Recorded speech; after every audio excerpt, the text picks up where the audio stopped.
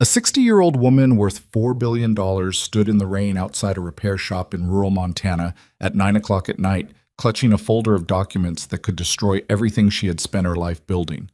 And the only person standing between her and the people trying to take it all was a man who fixed broken tractors for a living. He hadn't asked for this. He didn't want it. And when he opened that door and saw her standing there soaking wet with mascara running down her face, his first instinct was to call the police. His second instinct saved both their lives. If you're watching this right now, hit that like button and drop a comment telling me what city you're watching from. I want to see exactly how far this story has traveled. Stay with us all the way to the end, because this one is going to surprise you. The rain that evening came in sideways. It had been building since late afternoon, the kind of slow Montana storm that starts as low pressure and ends as something personal. Sheets of water driving down from the Beartooth Range, turning the gravel road outside Ethan Cross's repair shop into a shallow river, hammering the metal roof above his workbench until conversation became impossible. Not that there was anyone to talk to. Ethan worked alone most evenings. His daughter Lily was asleep in the house attached to the back of the shop, 3 rooms total, the walls still carrying her crayon drawings on the lower sections because he'd never had the heart to paint over them. She'd be 8 in 3 weeks and had already told him twice that she wanted a telescope for her birthday, which meant he needed to finish the Devaney Combine repair by Friday and collect what he was owed before the weekend. He was elbow deep in a hydraulic pump when the knocking started. Not the timid kind of knocking, the kind that says the person doing it has already been standing outside long enough to get past embarrassment. Ethan set down his wrench, wiped his hands on a shop rag that didn't do much more than redistribute the grease, and walked to the front of the shop. Through the small window beside the door, he could see a shape. A person, standing in the full force of the storm, holding something against their chest. He opened the door. The woman standing on his step was 60 years old, maybe a few years past, though the first thing you noticed wasn't her age. It was her posture. Even soaking wet, even with water running from her silver hair down across her collar, she stood the way people stand when they've spent decades in rooms where everyone watches them. Straight, deliberate. The kind of stillness that comes not from calm but from iron self-control. She was wearing what had probably been, earlier that day, a very expensive wool coat. Now it was a wet wool coat. She held a leather document folder against her chest with both arms, shielding it from the rain with her body the way you'd shield something irreplaceable. Her eyes were brown and clear and absolutely exhausted. "Ethan Cross," she said. Not a question. He looked past her at the driveway. A black sedan was parked at an angle near the gate, one tire slightly in the ditch. No driver visible. "Yeah," he said. "My name is Victoria Langford." She paused, and he could see her measuring something. Measuring him, measuring the moment, deciding how much to say. "Your father knew my husband. I believe he may have left you a note about me." Ethan stared at her for a long second. The rain drummed the roof. Wind pushed past them both into the warm shop, scattering sawdust. "Come inside," he said. He gave her a shop towel first, the cleanest one he had, then went to the back and came out with a mug of coffee. She accepted both without the kind of performative gratitude that makes people uncomfortable. She just said thank you, the way people do when they mean it and nothing else, and sat on the stool he pulled out beside his secondary workbench. He sat across from her on an overturned crate and watched her get her bearings. "My father died 2 years ago," Ethan said. "I went through his things pretty thoroughly. The note would have been with his personal papers, maybe in a Bible or a tool chest, something he kept separate from general documents." She wrapped both hands around the mug. It was handwritten. His handwriting was very particular. He pressed hard with the pen. Ethan was quiet for a moment. Then he got up, went into the house, and came back 3 minutes later carrying a small wooden box he kept on the shelf above his desk. He set it on the workbench and opened it. Inside were a handful of things: a pocket watch, a photograph, 3 folded letters, a set of keys that no longer opened anything he could identify. The 3rd letter was handwritten on plain white paper. His father's handwriting pressed hard into the page like someone drilling a point home. He unfolded it and read it again, though he'd read it before and set it aside as something he didn't understand yet. Victoria Langford. If she ever comes to you, and she might, trust her before you trust anyone who comes with her. She is a good woman in a world that has not been particularly good to good women. Do what you can for her. Your father. Ethan set the letter on the bench between them. Victoria looked at it for a moment. Then she pressed her lips together and looked at the ceiling, just briefly, and he understood that she was holding something in that she had no intention of letting out in front of him. How well did you know my father? Ethan asked. I knew of him for a long time, through my husband, James. They served together, not in the same unit, but they crossed paths in the way soldiers do, and they kept in touch afterward. James died 11 years ago. She set down the mug. After that, I focused on the company. I didn't maintain the friendships the way James would have wanted me to. Your father and I spoke twice by phone. He was a straightforward man. Yeah, Ethan said. He was. She looked at him directly then. No preamble, no softening. I need your help, Mr. Cross. I would not be here if I had any other reasonable option. He leaned back against the workbench. What kind of help? She opened the leather folder and set 3 documents on the bench beside the letter. Even at a glance, the letterheads were serious. Legal firm names, corporate seals, dense paragraphs of formal language. 6 weeks ago, I had a minor stroke, she said. I was in the hospital for 4 days. I am fully recovered. My doctor will confirm this in writing, and I have 2 independent neurological evaluations that say the same thing. What the stroke did, however, was give certain people within my company an opening. She tapped the first document. My nephew, Garrett Langford, has been quietly gathering medical opinions to the contrary. Paid opinions. He has also been working with 3 members of my board to have me declared mentally unfit for executive leadership. Ethan said nothing. He picked up the document and started reading. The process, Victoria continued, allows the board to appoint a temporary conservator, effectively a legal guardian for my business affairs. While the competency question is under review, if they control who that conservator is, they control access to all my corporate accounts, all my operational decisions, all my contracts. And if the competency ruling goes their way, the conservatorship becomes permanent. How much money are we talking about? Langford Agricultural Technologies is valued at approximately $4 billion. She said it without inflection, the way people say numbers they've lived with long enough that they've stopped being numbers. Garrett's personal stake would be worth roughly $300 million if he successfully restructured the company after seizing control. There are also certain contracts with federal agencies that could be renegotiated under new leadership to eliminate specific oversight requirements. She paused. That is worth considerably more. Ethan set down the document. He had read enough to understand the shape of it without understanding all the detail. What does this have to do with me? He asked. The law allows me to voluntarily designate a legal business partner and temporary public guardian before any involuntary conservatorship process begins. If I do that, if I have already done that, on record, with a designated partner, it makes the involuntary process significantly more difficult. The burden of proof shifts. It also means my day-to-day operational decisions are harder to challenge because they appear to be decisions made in partnership rather than by an individual whose capacity is in question. You want to make me your legal guardian, Ethan said, legal business partner and co-signatory, for 90 days, while my attorneys fight the competency challenge in court. She looked at him steadily. I'm not asking you to marry me. I'm not asking you to move to New York. I'm asking you to be present at specific board meetings and public appearances, to co-sign certain operational decisions, and to exist, visibly, as a designated representative of my interests. My lawyers will handle the legal mechanism. You would need to appear credible. He stared at her. You'd be paying me for this, he said. I would pay your standard consulting rate, whatever you determine that to be, for the duration of the 90 days. I would cover all travel and accommodation. I would not pay you a bonus, a commission, or any performance-based compensation, because I do not want anyone to be able to argue that you have a financial motive to keep me incapacitated. She folded her hands on her knee. If we're successful and the challenge is dismissed, you go home. The partnership is formally dissolved. Your daughter doesn't lose her father to a corporation. Ethan was quiet for a long time. The rain had softened slightly outside. He could hear it now as rain rather than as pressure. Why me? He asked. Specifically, you could have found a lawyer. You could have found a business associate, someone from your industry.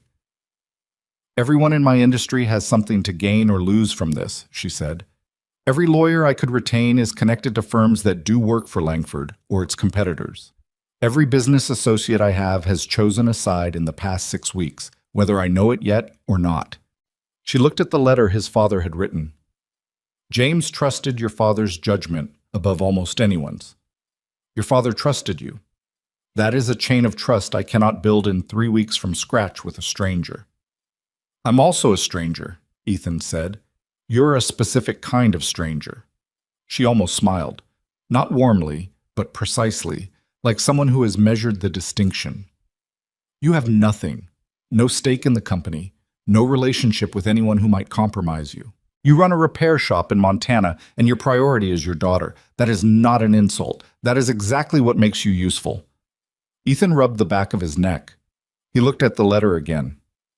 What's the catch? He said. Not the legal part, the real part. She was quiet for a second, which told him she respected the question. Garrett will come after you, she said. He will look for leverage, financial irregularity, personal history, anything that makes you appear incompetent or corrupt. He will try to humiliate you in public settings where you can't defend yourself without making things worse. He is very good at this. She paused. I want to be honest with you. This will not be clean or easy, and I cannot guarantee that we win. He looked at her for a moment. I need to think about it, he said. Of course. And I need to check on my daughter. Of course, she said again. He went through the door into the house. He stood in the narrow hallway for a moment, then walked to Lily's room and pushed the door open quietly. She was asleep on her side, one arm around the stuffed rabbit she'd had since she was 2, mouth slightly open, completely and utterly fine. As fine as a child can be. He stood in the doorway for probably 30 seconds looking at her. Then he went back to the shop. Okay, he said. Victoria looked up. 90 days, he said. I need to arrange coverage for the shop and someone to look after Lily for any overnight travel. My rate is $40 an hour, which is what I charge for diagnostic work. If there are periods where I'm required to be present full-time, we agree in advance on a weekly rate. She nodded. And I want to understand everything, he said. Not just what you tell me. I want access to the documents, the financials, all of it. I'm not walking into board meetings blind. Agreed. And if at any point I think you're hiding something from me that I need to know, I walk, no negotiation. She held his gaze. That seems fair. He pulled over a stool and sat down across from her again. Then tell me everything, he said. Start from the beginning. Claude. Victoria Langford had been born in 1964 to a family that farmed wheat in eastern Colorado, which was not a glamorous beginning for someone who would eventually run a $4 billion company. Her father was a practical man, and her mother was a practical woman, and between them they had raised her to believe that problems were solved by figuring out what was actually wrong and fixing it, which turned out to be a surprisingly useful philosophy in agricultural technology. She met James Langford when she was 26 at an agriculture conference in Denver, where she was presenting research on soil sensor calibration, and he was representing a seed distribution company his family owned. He was 12 years older than her, patient in the way that very confident people sometimes are, and he had laughed at something she said at a panel discussion, really laughed, not politely, and she had found that more attractive than anything else about him. They had built the company together, technically, though for the first decade it was mostly her technical vision and his distribution network, and the truth of it was more complicated than the official company history suggested. James had been a generous man in the way rich men sometimes are when they are also genuinely decent, which is rarer than people like to admit. He had made sure early that Victoria's name was on everything that mattered. When he died of a cardiac event at 63, she had been the CEO for 9 years, and the company had been genuinely hers for longer than that. She explained all of this to Ethan without particular emotion, the way people explain foundational facts that are too large to feel fully anymore. She talked for almost 2 hours. Ethan listened and occasionally asked questions that were direct and specific, and she found herself answering them with more precision than she had expected. She told him about the stroke. I was on a call, she said. Thursday afternoon, mid-October. I was in my office and I noticed that my right hand wasn't working correctly. I thought I had slept on it wrong somehow, which didn't make sense, and then the words I was trying to say came out in the wrong order, and I understood what was happening. She said this without drama. I sat down on the floor, which apparently surprised my assistant, and she called an ambulance. Were you alone when it happened? My assistant was outside the office. My deputy COO, Marcia Holt, was on the call. She is one of the 3 board members who subsequently joined Garrett's effort. She paused. I do not know if that is a coincidence. Probably isn't, Ethan said. No, she agreed. Probably not. Garrett Langford was her late husband's nephew, the son of James's younger brother, who had been considerably less decent than James and had raised a son accordingly. Garrett was 44, educated at places that confirmed his existing belief in his own intelligence, and had spent 15 years on the periphery of the company collecting a board seat and a modest salary in exchange for not causing trouble. He had apparently been saving his trouble for a specific moment. He started positioning himself immediately after the stroke, Victoria said, while I was still in the hospital. By the time I came home, he had already met privately with at least 4 board members. I know this because my assistant has been with me for 11 years and is not particularly subtle about who she is loyal to. She pulled a second document from the folder. This is a summary my attorney prepared of Garrett's known movements in the 6 weeks since. The medical evaluations he commissioned are here. The Shell Corporation activity is here. She tapped a page near the back. This part concerns me most. Ethan leaned forward and looked. It was a series of financial transactions, small enough individually to avoid triggering automatic review, large enough in aggregate to matter. A pattern of corporate purchasing decisions that had, over the past 8 months, systematically devalued 2 of Langford's manufacturing divisions. Maintenance contracts canceled, equipment replacement deferred, personnel reassignments that pulled experienced technicians from critical facilities. This didn't start after the stroke, Ethan said. No, Victoria said. It started 8 months ago, which means either Garrett anticipated the stroke, or he caused conditions that increased the likelihood of it. She looked at him. I don't have evidence of that. You have evidence of 8 months of stress accumulation targeted at the parts of the company you were most emotionally invested in, Ethan said, and a stroke at 59 in someone with no cardiac history. He paused. I'm not saying he made it happen. I'm saying he may have been working to make the conditions right. Victoria was quiet. That's a different level of serious, Ethan said. Yes, she said. I know. He looked at the maintenance records again. He understood maintenance records the way most people understand the contents of their own refrigerator. Immediately, viscerally, with a clear sense of what was wrong and how long it had been wrong. Your manufacturing division in, he checked the header, Billings. What do they produce? Precision irrigation control systems, our largest product line. When was the last full equipment audit? She checked her documents. 14 months ago. Ethan exhaled slowly. The hydraulic systems in that class of control equipment have a service interval of 12 months at the outside, he said. If your maintenance contracts were being systematically reduced, you probably have components running past tolerance in at least 3 or 4 of your production lines. If one of those lines goes down during a high-demand period, the financial exposure would be significant, Victoria said. That's not the word I'd use, Ethan said. The word I'd use is liability. If a system fails and a client loses crops, you're looking at negligence suits on top of the production loss. He sat back. Your nephew isn't just trying to prove you're incompetent. He's creating conditions that will make you look incompetent. She stared at him. You got that from a maintenance schedule, she said. I've been reading maintenance schedules since I was 12, he said. My father ran a repair shop. When equipment goes wrong, there's always a record of when it started going wrong. People just don't always read it. He tapped the document. I want a full maintenance history on all your production facilities. That's the first thing. I can get that to you within 2 days. Good. He folded his hands. Tell me about the board. Who's with you and who isn't? They talked until almost 2 in the morning. The rain stopped around midnight, and the silence was sudden and complete, broken only by the occasional creak of the shop settling, and once, by the sound of Lily moving in her sleep, a small shuffle that made Ethan glance toward the house door before returning his attention to the documents. Victoria noticed the glance. She said nothing about it. Around 1:30, Ethan made more coffee. While it brewed, he stood at the workbench and looked at the summary document his father had apparently warranted a handwritten letter about. When do you need the answer?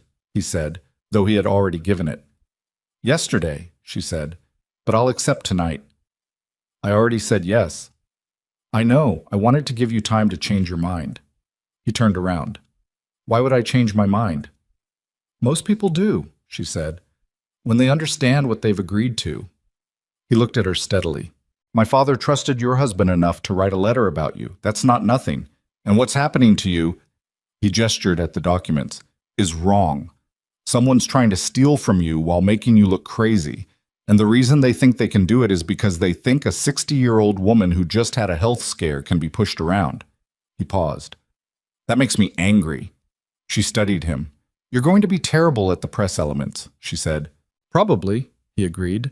And you'll need a suit. He looked down at his shop clothes. I have a suit. What kind of suit? The kind you wear to funerals. She closed her eyes briefly. We'll deal with that. He handed her the coffee. The next morning, Ethan drove her to the regional airport in Billings, 40 minutes south, in his truck. He had asked whether her driver was available, and she had told him, without elaborating, that the driver had been a car service hired for the trip, and she had dismissed him the previous afternoon when she was no longer certain who might have been reporting her movements. Ethan didn't ask how she had ended up in a ditch outside his shop. Some things you get from the shape of what's not said. Lily was in the back seat because he hadn't wanted to leave her with a neighbor without explanation, and because Victoria had asked to meet her. She had asked specifically, not casually, and that had registered with Ethan. Lily was in her school clothes, eating a granola bar, and regarded Victoria with the focused assessment that 8-year-olds apply to new adults. Systematic, unself-conscious, and fairly accurate. You're very tall, Lily said to Victoria. I am average height, Victoria said, turned in the passenger seat to look at her. You're going to be very tall. I know, Lily said. My dad is tall. He is. What do you do? Lily asked. I run a company that makes equipment to help farms grow food. Lily considered this. Do you like it? Most days, Victoria said. Today less than usual. Why? Someone is trying to take it from me. Lily looked at Ethan. Ethan kept his eyes on the road. My dad fixes things, Lily said to Victoria, with the confidence of someone offering a resource. I know, Victoria said. That's why I came to find him. Bolts. He drove home alone with the windows down, the morning air cold and carrying the smell of wet grass and diesel from the highway. He was thinking about the maintenance records, about the board composition Victoria had sketched for him, about Garrett Langford's photograph in the company's annual report, the kind of face that has learned to look trustworthy because it understood early that trustworthiness is useful. He was also thinking about his father's letter. She is a good woman in a world that has not been particularly good to good women. His father had not been a sentimental man. He did not write things like that without meaning them. Ethan had spent 2 years after his wife Sarah died doing exactly what people advised him not to do, working too much and sleeping too little, and telling himself that Lily would be fine as long as he kept the routine intact. She was fine. She was also 8 years old and had asked him once, with complete seriousness, whether he was sad. He had told her he was okay.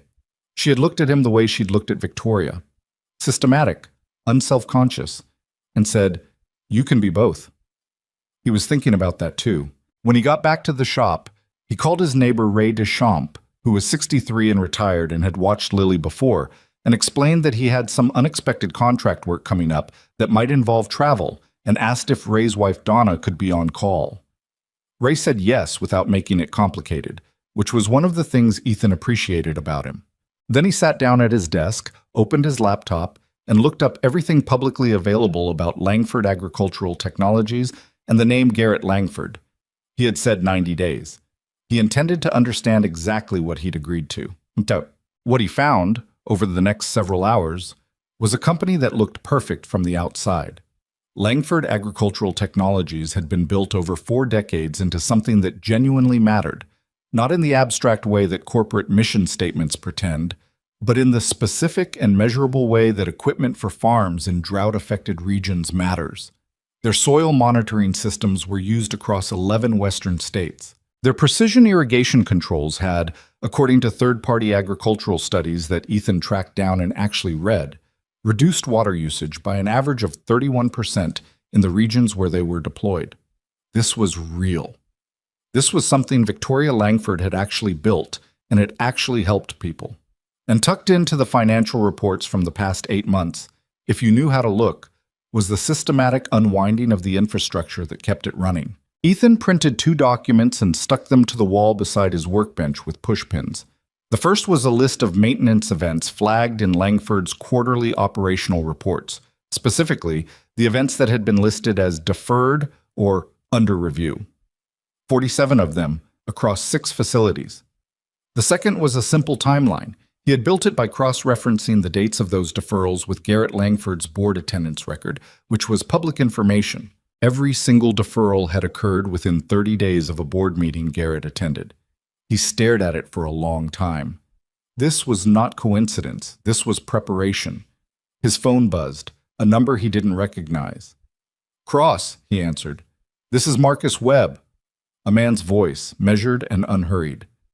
"I'm one of Victoria Langford's attorneys. She's asked me to reach out and begin coordinating the documentation process. Are you available to talk?" "Yes," Ethan said. "Good. I want to walk you through the legal structure of the partnership designation and what your obligations will look like on paper. There will also be a public announcement. Mrs. Langford feels it's important to move on that within the next 48 hours, before Garrett can establish a counter-narrative." Ethan looked at the timeline on the wall. "Before the announcement," he said, "I want to add something to the formal partnership agreement. I want access to all maintenance records across all Langford facilities going back 18 months. I want them transferred to me as a business partner, which means they come to me, not through a request process that Garrett or his allies can delay." A brief pause. "That's an unusual request," Marcus said. "It's a reasonable one," Ethan said. "Tell her I found something in the public reports. She'll know what I mean." Another pause. "I'll relay that. Is there anything else?" Ethan looked at the 47 deferred maintenance events pinned to his wall. "Yeah," he said. "Tell her we need to move faster than 90 days. He hung up and went to check on his shop equipment because he had a combine waiting and $40 an hour did not pay itself, and because he had learned long ago that the best way to think through a complicated problem was to work with your hands while you did it. The combine needed a new hydraulic seal, which he had in stock, and a secondary belt tensioner that he'd have to order, which meant it would be Thursday at the earliest. He was crouched beside the chassis marking down the part numbers when Lily came through the door from the house in her after-school clothes, backpack still on, holding a piece of paper. "I drew the lady," she said. He looked up. She had drawn a tall figure with silver hair, very straight posture, holding a folder. Beside her was a shorter figure with a wrench. "That's good," he said. "Is she your friend now?" Lily asked. Ethan considered the question. It was more complicated than an 8-year-old needed it to be. "We're working together," he said. Lily looked at her drawing. "She seemed sad," she said. "In her eyes. Even when she was talking normal." "Yeah," Ethan said. "I think she's had a hard few weeks." "Are you going to help her?" He wiped grease off his hands and stood up. "Yeah," he said. "I'm going to try." Lily nodded, satisfied, as though this had been the only acceptable answer and she had been waiting to confirm it. She went back inside.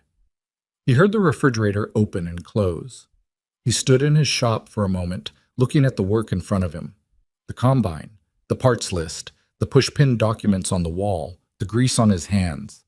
Then he put on his glasses and went back to reading maintenance records. The announcement went out on a Tuesday morning, and by noon, Ethan's phone had 6 missed calls from numbers he didn't recognize, and a voicemail from a reporter at a financial news outlet who described herself as just wanting context. He deleted the voicemail and drove to Billings to catch a flight he had never intended to take to a city he had not planned to visit, wearing the funeral suit that Victoria's attorney Marcus Webb had diplomatically described, over the phone the previous evening, as serviceable. Marcus had then paused and added, "We'll have someone meet you at the hotel." The someone turned out to be a woman named Diane Cho, who worked in Victoria's communications department and had the particular energy of a person who has been managing other people's problems for so long that their own problems have become theoretical. She was waiting for him in the lobby of the Midtown Hotel with a garment bag and a look that she was working hard to keep neutral. "Mr. Cross," she said. "Ethan," he said. "Ethan." She handed him the garment bag. "Mrs. Langford is in a meeting until 3. She's asked me to get you oriented before then. The suit is a guess on sizing. The tailor can adjust this evening if needed." "I don't need a new suit." "With respect," Diane said, "you do." He took the garment bag. The hotel room was the nicest room he had ever been in, which was not a high bar but was still striking. Floor-to-ceiling windows overlooking Midtown Manhattan, a bed that appeared to have been engineered by people with opinions about sleep. He hung the garment bag in the closet and did not open it immediately. Instead, he sat on the edge of the bed and called Lily. She answered on the second ring. "Dad?" "Hey, how was school?" "We had a substitute in math and she didn't know what she was doing, so I just read my book." A pause. "Donna made pasta for dinner. The good kind." "Good." He looked out the window at the skyline. "I'm in New York." "I know. Did you see any famous buildings?" "I saw a lot of buildings. I don't know which ones are famous." "The tall ones," Lily said, with the patience of someone explaining something obvious. "They're all tall here," he said. She thought about this. "Is the lady there?" "Not yet. I'm seeing her this afternoon." "Tell her hi from me." "I will." He stayed on the phone another 4 minutes, listening to her describe a disagreement she'd had with a boy in her class about whether spiders were insects, which they were not. And Lily had been correct, and the teacher had confirmed it, and the boy had said the teacher was wrong, which was, in Lily's view, the most annoying possible response to being corrected by facts. "He sounds difficult," Ethan said. "He is," Lily said, "but he shares his lunch if you forget yours, so." After he hung up, he stood at the window for a while. Then he opened the garment bag. The suit was charcoal gray and fit well enough that whoever had guessed his size had either gotten lucky or had better information than he'd been told. He hung it up and went to find coffee. The Langford Technologies offices occupied 4 floors of a building on the west side, which Ethan found less impressive than the hotel until he got inside and understood that the building's exterior was deliberately understated, the way certain very old money presents itself. The lobby had actual working soil sensor displays mounted in glass cases along one wall, product demonstrations that doubled as art, which he found genuinely interesting in a way he had not expected. Diane led him through 2 security checkpoints and up an elevator that required a key card, talking the whole time about board composition, pending motions, and the names of people he was about to meet. He listened the way he listened to equipment diagnostics, noting what was emphasized, what was mentioned once and not again, what was skipped entirely. Victoria was in a conference room with 2 attorneys and a woman Ethan didn't recognize, who turned out to be her CFO, a compact, sharp-eyed woman named Ruth Alcott, who looked at Ethan when he entered the way mechanics look at an unfamiliar part number, trying to place it, reserving judgment. Victoria stood when he came in, which surprised him slightly, and crossed the room and shook his hand. She looked better than she had in his shop, rested, or at least more controlled, which, in her case, might be the same thing. She was wearing a dark suit and her silver hair was pulled back, and she carried herself with the kind of authority that has nothing to do with physical size. "You made it," she said. "Flight was fine," he said. She turned toward the room. "This is Ethan Cross. He is my designated business partner for the duration of the competency review. He has full co-signatory authority on operational decisions, and I want everyone in this building to treat questions directed to him as questions directed to me." She said this without hedging. "Ethan, this is Ruth Alcott, CFO. You'll work closely with her on the financial documentation." Ruth Alcott nodded at him.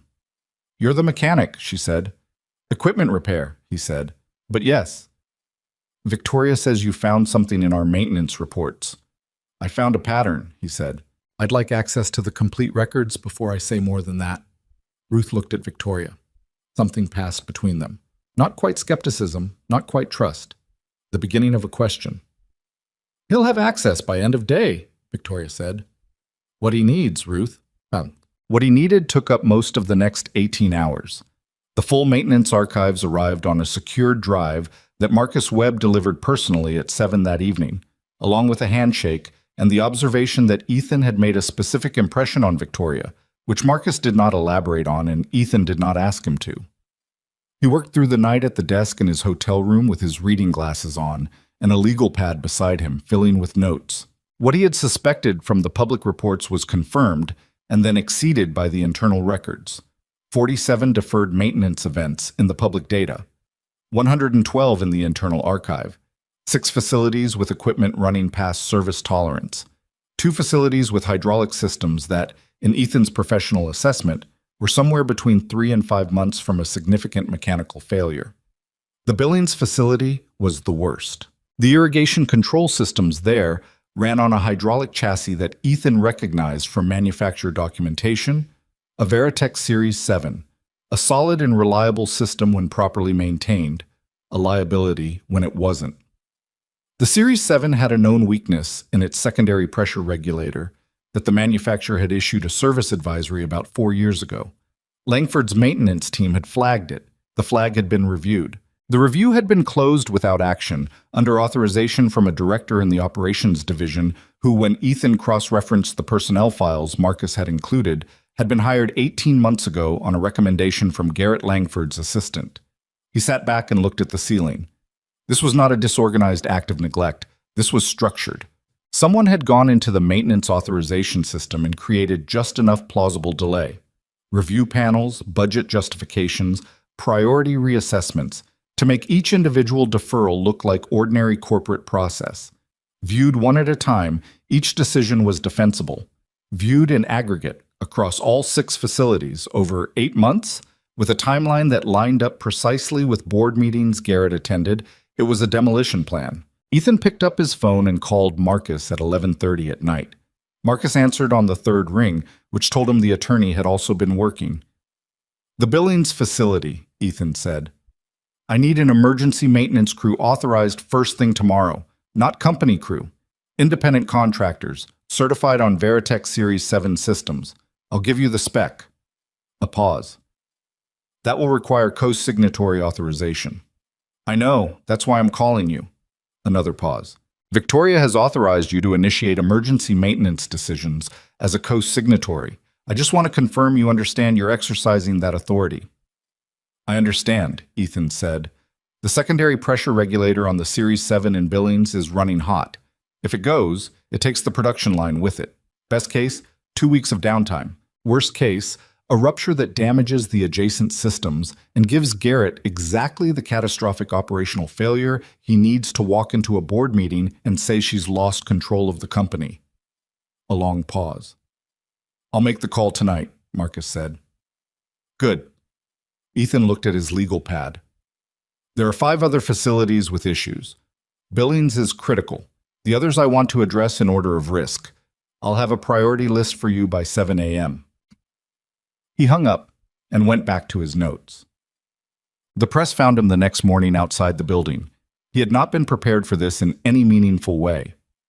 Diane had mentioned, in the context of several other things, that there would be media interest following the announcement. What Diane had not conveyed, or perhaps had not conveyed with sufficient emphasis, was that media interest in this context meant 7 people with cameras and recording devices stationed outside the building entrance, 2 of whom began speaking at him simultaneously before he reached the door.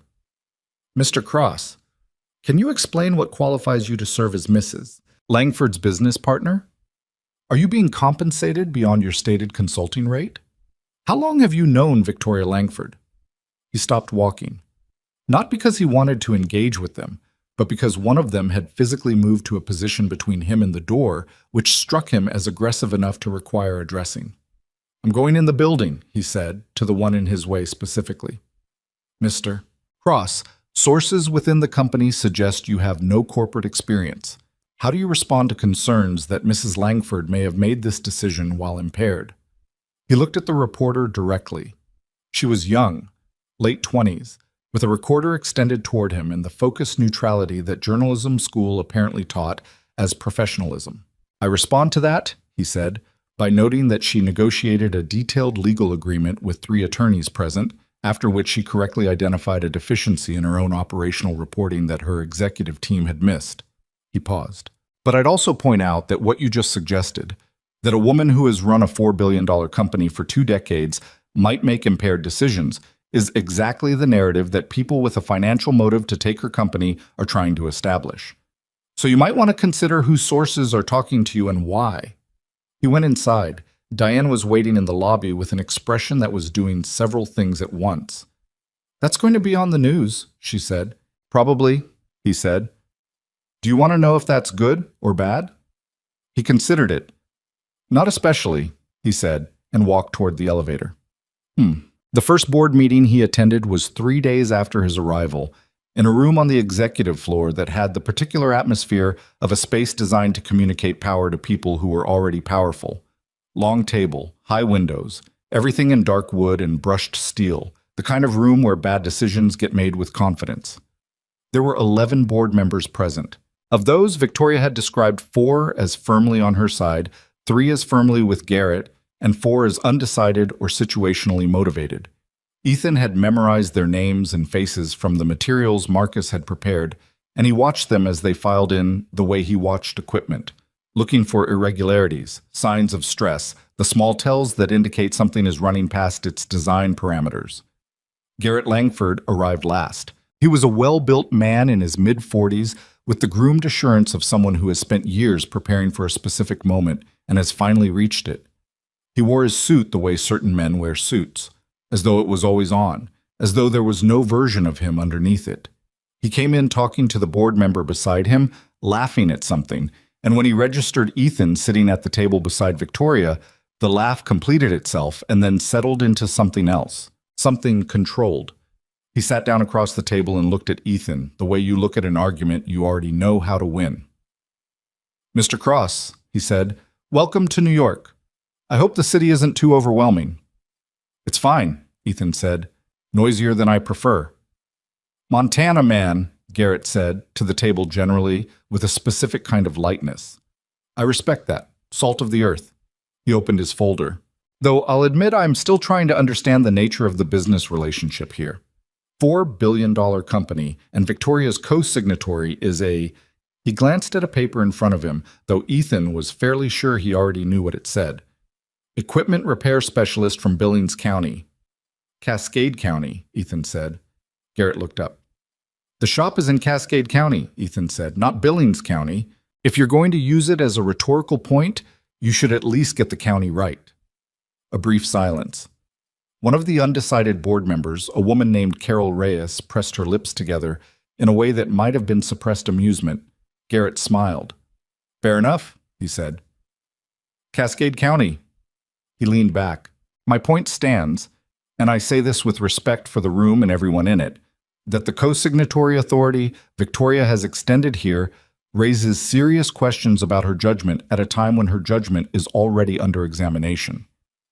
"Garrett," Victoria's voice was level, "you'll have the opportunity to present your motion at the appropriate point in the agenda. Until then, I'd like to begin." "Of course," he said, and smiled again. And Ethan understood in that moment exactly what kind of man Garrett Langford was. The kind who never pushed hard enough to create a moment you could point to later, who kept everything just inside the line of reasonable, who made you feel like you were overreacting even when you were reacting to something real. The meeting ran 2 hours. Ethan said very little. He listened and he watched, and when a motion came up to table a capital equipment renewal plan for further financial review, he asked, mildly, to see the financial review parameters before the vote. The motion's sponsor, a board member named Philip Strand, who Ethan had identified as one of Garrett's 3, said the parameters were standard. "Standard relative to what baseline?" Ethan asked. Strand looked at him. "I'm sorry?" "Capital equipment renewal is time-sensitive in manufacturing operations," Ethan said. "Tabling it for review means a delay. I'm asking what the review is benchmarked against. Current operational performance, prior year performance, industry comparables. Because the answer determines how long further review actually means in practice. And right now there are facilities in this company running equipment past service tolerance. Tabling renewal for an open-ended review isn't financial prudence, it's just delay." Strand looked at Garrett. Garrett looked at Ethan with an expression of reasonable concern. Mr. Cross, with respect, you've been in this company for 72 hours. I've been reading your maintenance records for 60 of them, Ethan said. The Billings facility has a Veritech Series 7 running a secondary pressure regulator that was flagged for service 14 months ago. That flag was administratively closed without action. If that regulator fails, and it's within months of failing, you're looking at a production line shutdown that will cost this company. He glanced at Ruth Alcott, who gave him a number with her eyes that she had told him the previous evening. Somewhere between $8 and $12 million in lost production and emergency repair, plus liability exposure if any client systems downstream fail during the downtime. He paused. I'd like to understand how tabling the renewal plan fits into a strategy for preventing that. The room was quiet. Carol Reyes spoke first. Has the Billings situation been reviewed by operations? We've already initiated emergency maintenance at that facility, Victoria said. As of yesterday morning, that decision was made under co-signatory authorization. She looked down the table without looking at Garrett. I'd like to proceed with the renewal motion rather than table it. The vote was 6-5 in favor of proceeding. Not a clean win, but it was a vote. Afterward, in the hallway outside the conference room, one of the undecided board members, a man named Douglas Park, who manufactured nothing and invested in everything and had the careful neutrality of someone always calculating which way to lean, fell into step beside Ethan. That was interesting, Park said. The meeting? Your contribution to it. He paused. Where did you learn to read maintenance reports like that?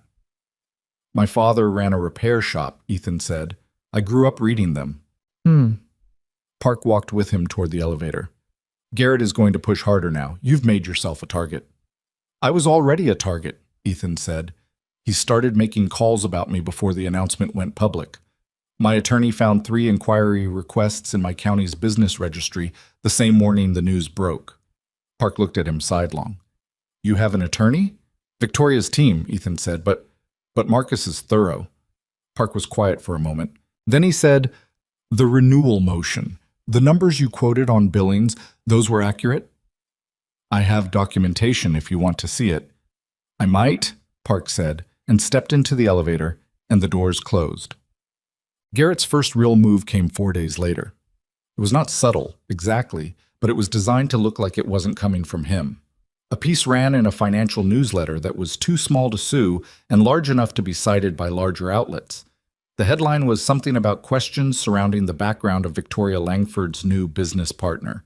The piece claimed with artful vagueness that Ethan's repair business had faced regulatory scrutiny in the past 2 years, and that sources within Langford questioned whether his co-signatory authority created legal exposure for the company.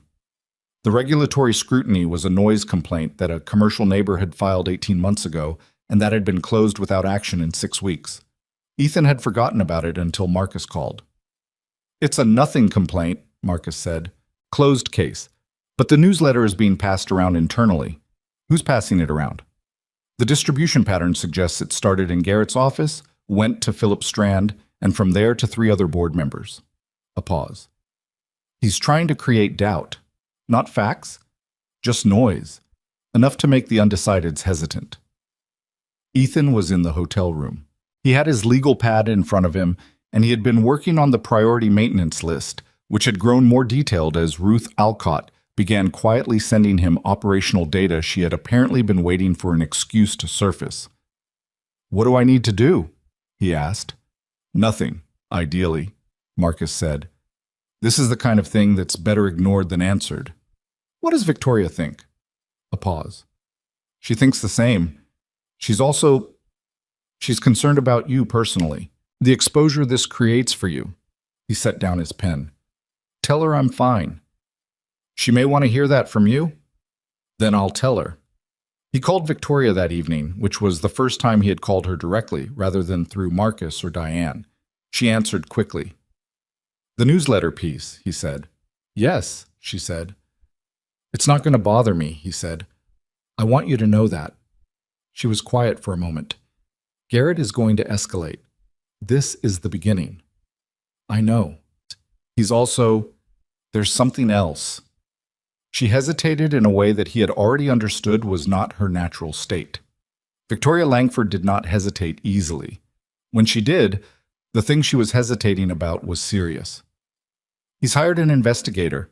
I have someone who monitors certain activities on his end. The investigator has been to Cascade County. Ethan was quiet. If there's anything he might find, she said carefully, I'd like to know about it first. Not because it changes anything, just so I can prepare. He thought about his life in Cascade County, the shop, the house, the 3 years since Sarah died, Lily's school, her teachers, the neighbors who had shown up with food in those first weeks and then slowly returned to their own lives the way people do, which he had not resented because grief is not a community project. There's nothing to find, he said. My wife died 3 years ago of an aneurysm. I took out a small business loan 2 years ago that is current. I had a speeding ticket in 2019 that I paid. He paused. My daughter got a detention last spring for correcting her teacher in front of the class, which, for the record, she was right about. A long pause from Victoria's end, then quietly, She sounds like someone I would have liked at that age. She'd have given you a run for it, Ethan said. He heard something on Victoria's end that might have been a small, exhausted laugh. It was gone quickly. Ethan, she said, I want you to understand something. Whatever happens with the legal process, I am aware of what I have asked you to step into. I don't take it lightly. I know you don't, he said. Garrett is not a man who accepts that he's losing until he has no other option, and we are still far from that point. I know that too, Ethan said. Ethan, but I've been looking at his maintenance strategy for the past week, and I want to tell you something about people who work the way he works. He leaned back in his chair. They're very good at accumulating advantages. They're not as good at adapting when something they planned for doesn't go the way they expected.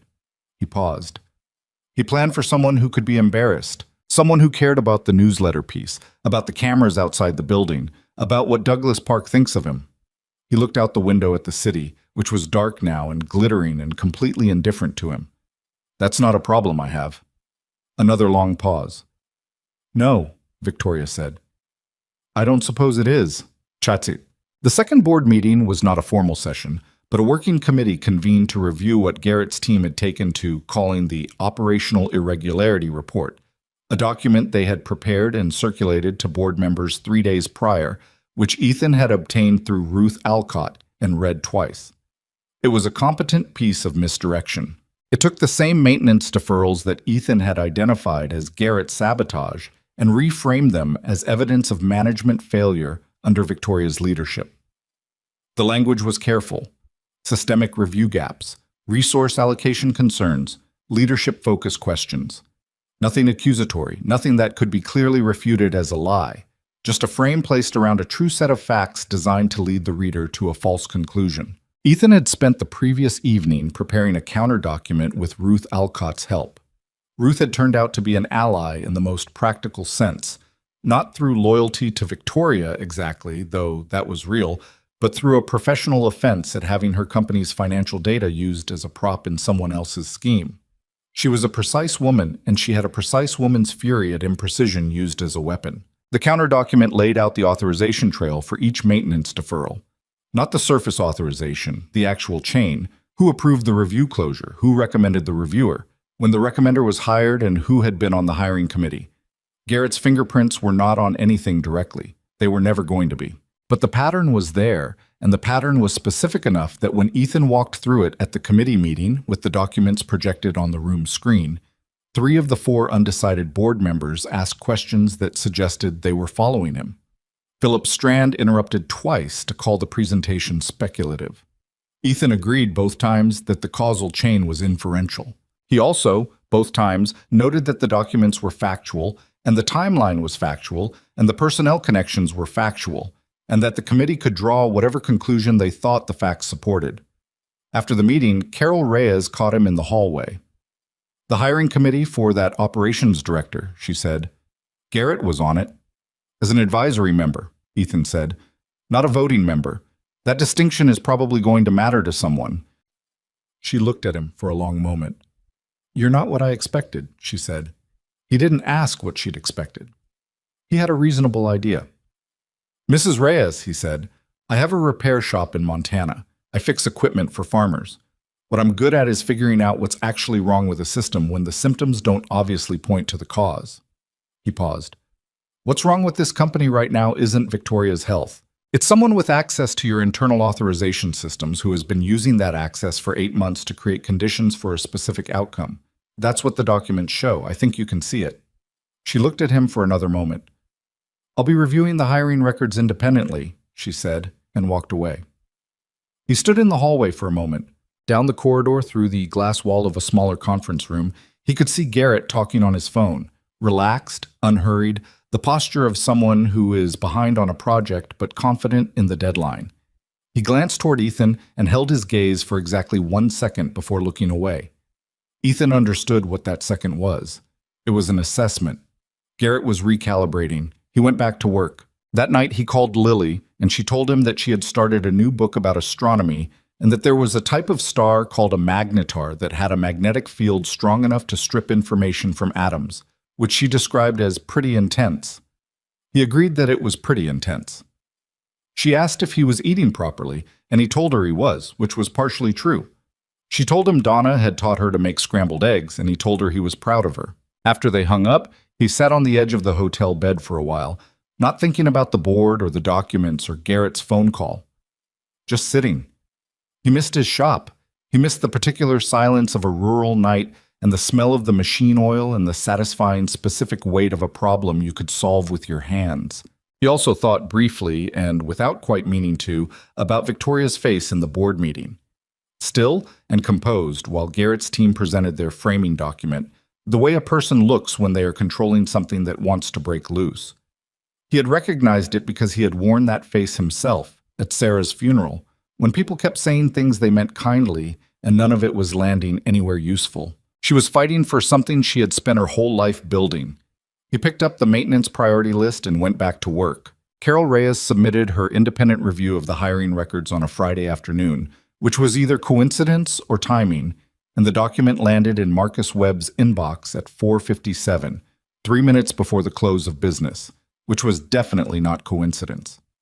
Ethan was in Ruth Alcott's office when Marcus called. She found the thread, Marcus said. The operations director in Billings, the one who closed the maintenance flags. His hiring committee included Garrett as advisory, which we knew.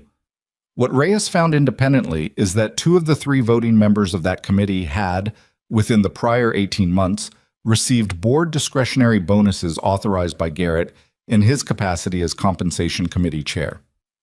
Ethan looked at Ruth across her desk. She had heard enough from his expression. That's not proof, Ethan said. No, Marcus said, but it's a documented pattern that a federal investigator would find interesting. And more importantly, it's something Carol Reyes found herself, which means she owns the conclusion. We didn't hand it to her. When does this go to the full board? That's the question. Reyes wants to present it at the shareholders' meeting. She thinks the formal setting creates a record that's harder to dismiss than a committee memo. Ethan was quiet for a moment. The shareholders' meeting was 11 days away. He had known it was coming. Victoria had described it as Garrett's chosen battlefield from the beginning. But 11 days suddenly felt like a specific kind of short. What does Garrett know? Ethan asked. He knows Reyes requested the hiring records. He doesn't know what she found, or that she shared it with us. A pause. He's also been busy. We flagged movement in 3 shell corporations in the past week, purchasing activity. Small positions, structured to stay under disclosure thresholds. But the pattern is consistent with someone accumulating a stake in a distressed asset. He's already buying, Ruth said when Ethan relayed this. She said it flatly, without surprise, the way people react to confirmation of something they already feared. He's been setting up the purchase for months. The maintenance failures were going to crater our manufacturing valuation. He buys the division cheap through the shells, then restructures it under new leadership after Victoria is removed. She pressed her fingers to her temple. He spent 8 months on this. He's been patient, Ethan said. He's been meticulous, she said. There's a difference. He thought about that on the walk back to his hotel. Patient implied waiting for something to happen. Meticulous implied constructing the conditions. Garrett had not waited for Victoria's stroke. He had been building his position long before it, and the stroke had simply accelerated a timeline that already existed. The stroke was a gift he had not planned for, but had been ready to receive. The question was what he was planning for the shareholders' meeting that he was equally ready to receive. The answer arrived, partially, through a source Ethan had not expected. Her name was Connie Marsh, and she had worked in Langford's internal audit department for 9 years. She was 41, methodical, and had the specific wariness of someone who has watched something wrong happen slowly enough that they kept second-guessing whether they were actually seeing it. She contacted Marcus Webb directly on a Monday morning and said she had documentation she wanted to share but needed assurance first that she would not be identified as the source to anyone within the company. Marcus brought her to a meeting that included Ethan, Ruth, and Victoria herself. Connie Marsh sat across the conference table with a folder on her lap and her hands flat on top of it, and looked at each of them in turn before she spoke. "I want to be clear about what I'm doing here," she said. "I'm not doing this because of loyalty to anyone in this room. I'm doing it because I've spent 9 years doing honest work, and I watched someone use my department's processes to build a fraudulent case, and that's the part I can't leave alone." "Understood," Victoria said. Connie opened the folder. 3 months ago, I was asked to run a routine financial reconciliation on 2 of our manufacturing divisions. The request came through standard channels, Philip Strand, acting as finance committee liaison. The reconciliation showed discrepancies I flagged internally. She set a document on the table. The flag was reviewed and closed by my direct supervisor, who told me the discrepancies were attributable to a legitimate accounting adjustment. I accepted that. Last week, I pulled the original adjustment documentation out of curiosity, and the adjustment authorization has a date on it that is 4 days after my flag was closed. Ruth leaned forward. "The adjustment was created to explain the discrepancy after you flagged it." "Yes," Connie said. "Which means the discrepancy was real," Ruth said. "Someone was moving money, and your flag caught it, and they backfilled the paperwork." "That's what it looks like," Connie said carefully. "I'm an auditor, not an investigator. I'm telling you what the documents show." Ethan had been looking at the document since she set it down. "What was the discrepancy in?" "Maintenance budget allocations," Connie said. "Specifically, funds that were budgeted for equipment renewal in the Billings and Sheridan facilities were reclassified as operational reserves. The reclassification is what I flagged. The reserves account they were moved into is one I don't have full visibility on. It's authorized under board discretionary spending." Ethan set the document down slowly. He looked at Ruth. "Whose signature is on the discretionary spending account?" Ruth asked. Connie looked at her steadily. "Garrett Langford is listed as the account's administrative authority." The room was quiet. Victoria had not moved or spoken since Connie began talking. She was looking at the far wall with the particular stillness Ethan had learned to read as the external surface of something that was working very hard internally. "Connie," Victoria said finally, "you're a supervisor, the one who closed the flag." "Yes." "How long has he worked here?" 14 months, Connie said.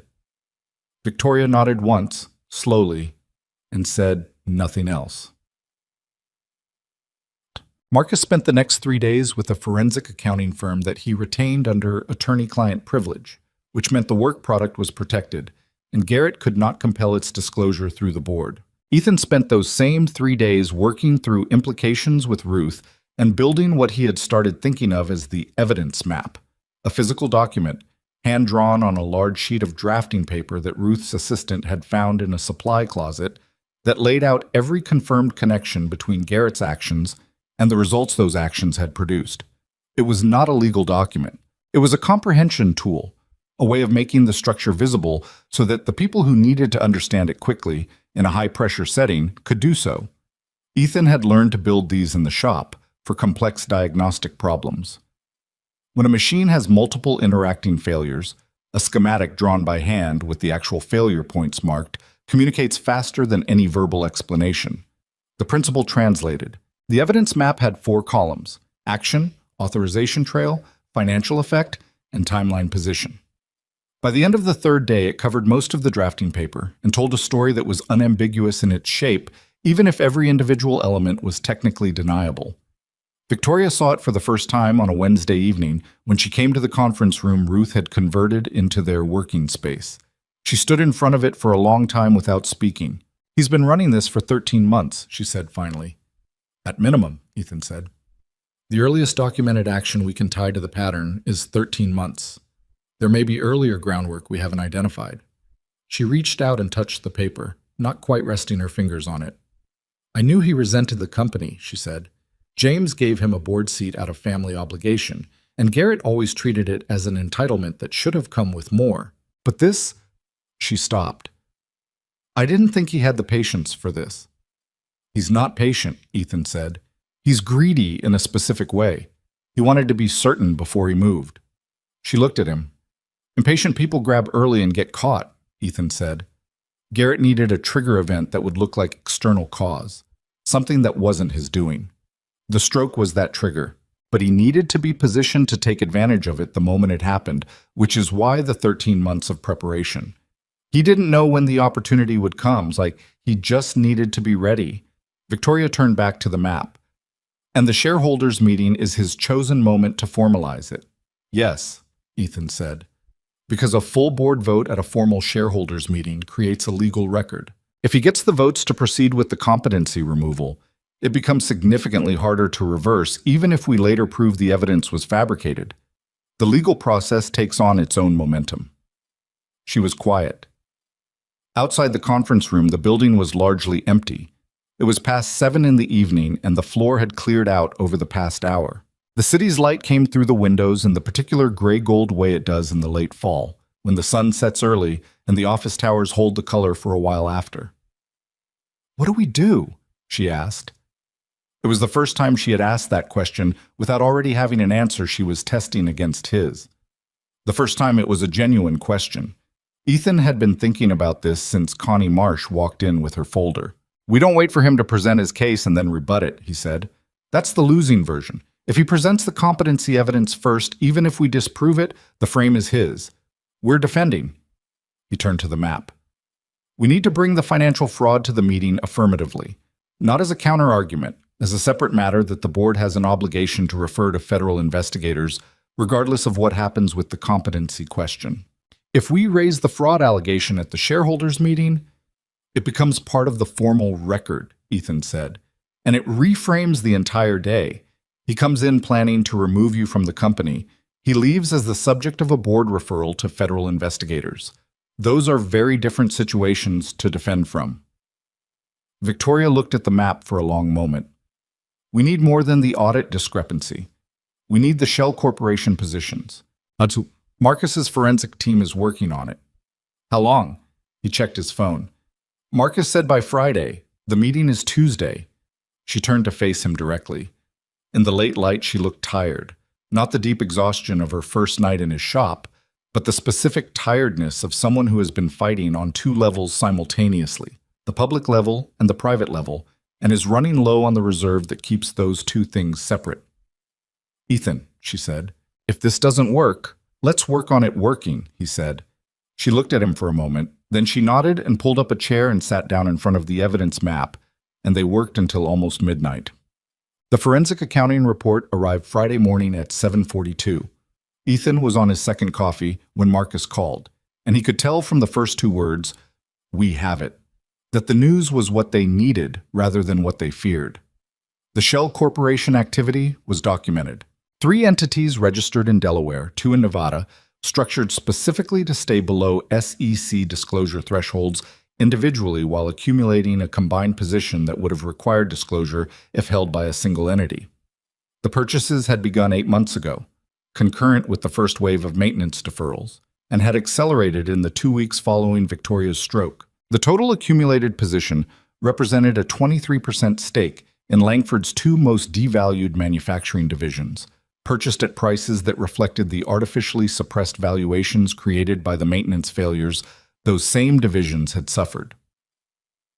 "The connection between the purchasing entity and Garrett is 2 layers deep," Marcus said. "Not direct, but the forensic team found a common registered agent between one of the shells and a private investment vehicle that Garrett is named in publicly." "Is that enough?" Ethan asked. "It's enough for a federal referral. It's enough for an investigation. It may not be enough for a criminal conviction. That's not our burden. Our burden is to give the board sufficient documented reason to refer the matter, and to make that referral so clearly the correct decision that voting against it looks like complicity. Ethan looked at the evidence map on the wall. I want to add this layer.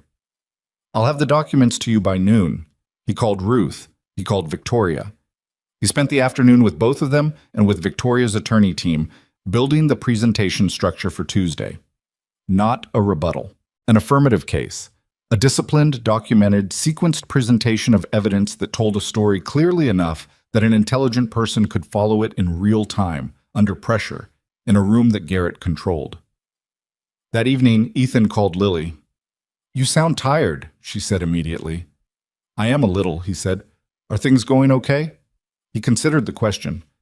"They're going," he said. "Donna says important things are always hard right before they get better," Lily offered. "Donna's a wise woman." "I know." A pause. "Dad?" "Yeah." "Is the lady going to be okay?" "Victoria." He looked at the evidence map from across the room. All those lines and dates and names, the whole messy documented proof of what one person's greed had done to another person's life work. "I think so," he said. "I think she's going to be okay." "Good," Lily said. "Because I've been thinking about her. She built her whole company. That's hers. Nobody should get to just take it." He was quiet for a second. "No," he said.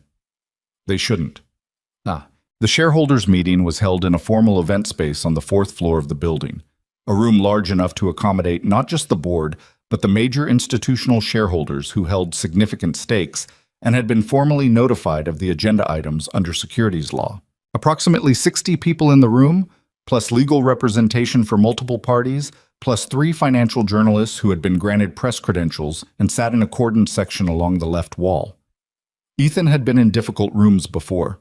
Not rooms like this one, but rooms where the air pressure changes because of what's at stake. Rooms where you can feel the weight of outcome before anything is decided. He arrived with Victoria at 8:55, 5 minutes before the formal start. She was wearing charcoal, which he had come to understand was her choice for serious days. She walked to the front of the room without looking at Garrett, who was already seated with his legal team on the right side, and took her place at the head of the chair arrangement. Ethan sat 2 seats to her left. Marcus was on her right. The meeting's formal agenda had Garrett's competency motion listed as Item 3, following financial quarterly review and a routine contract renewal. This was deliberate. Victoria's team had successfully argued for this ordering in the pre-meeting procedural discussion on the grounds that business operations should be addressed before personnel matters. Garrett had objected and been overruled by the meeting's independent chair, a corporate attorney named James Firth, who had been appointed by the full board as a neutral procedural authority. Items 1 and 2 were addressed efficiently. Ethan noticed Garrett during these, contained, attentive, prepared, the posture of someone managing the clock. Item 3 was introduced by Philip Strand, acting as the motion's formal sponsor. Strand was a careful speaker. He presented the competency case in structured segments, the medical evaluations first, 3 documents from physicians Garrett had retained, each arriving at the conclusion that Victoria's post-stroke cognitive function raised concerns about sustained executive decision-making. He then moved to the operational evidence, which was the reframed version of the maintenance failures, leadership gaps, systemic review failures, the same manufactured frame that Ethan had watched being built over 6 weeks. He spoke for 22 minutes. He was practiced. He did not overreach. When he finished, James Firth asked if there was response from Victoria's team. Victoria stood. She spoke for 4 minutes.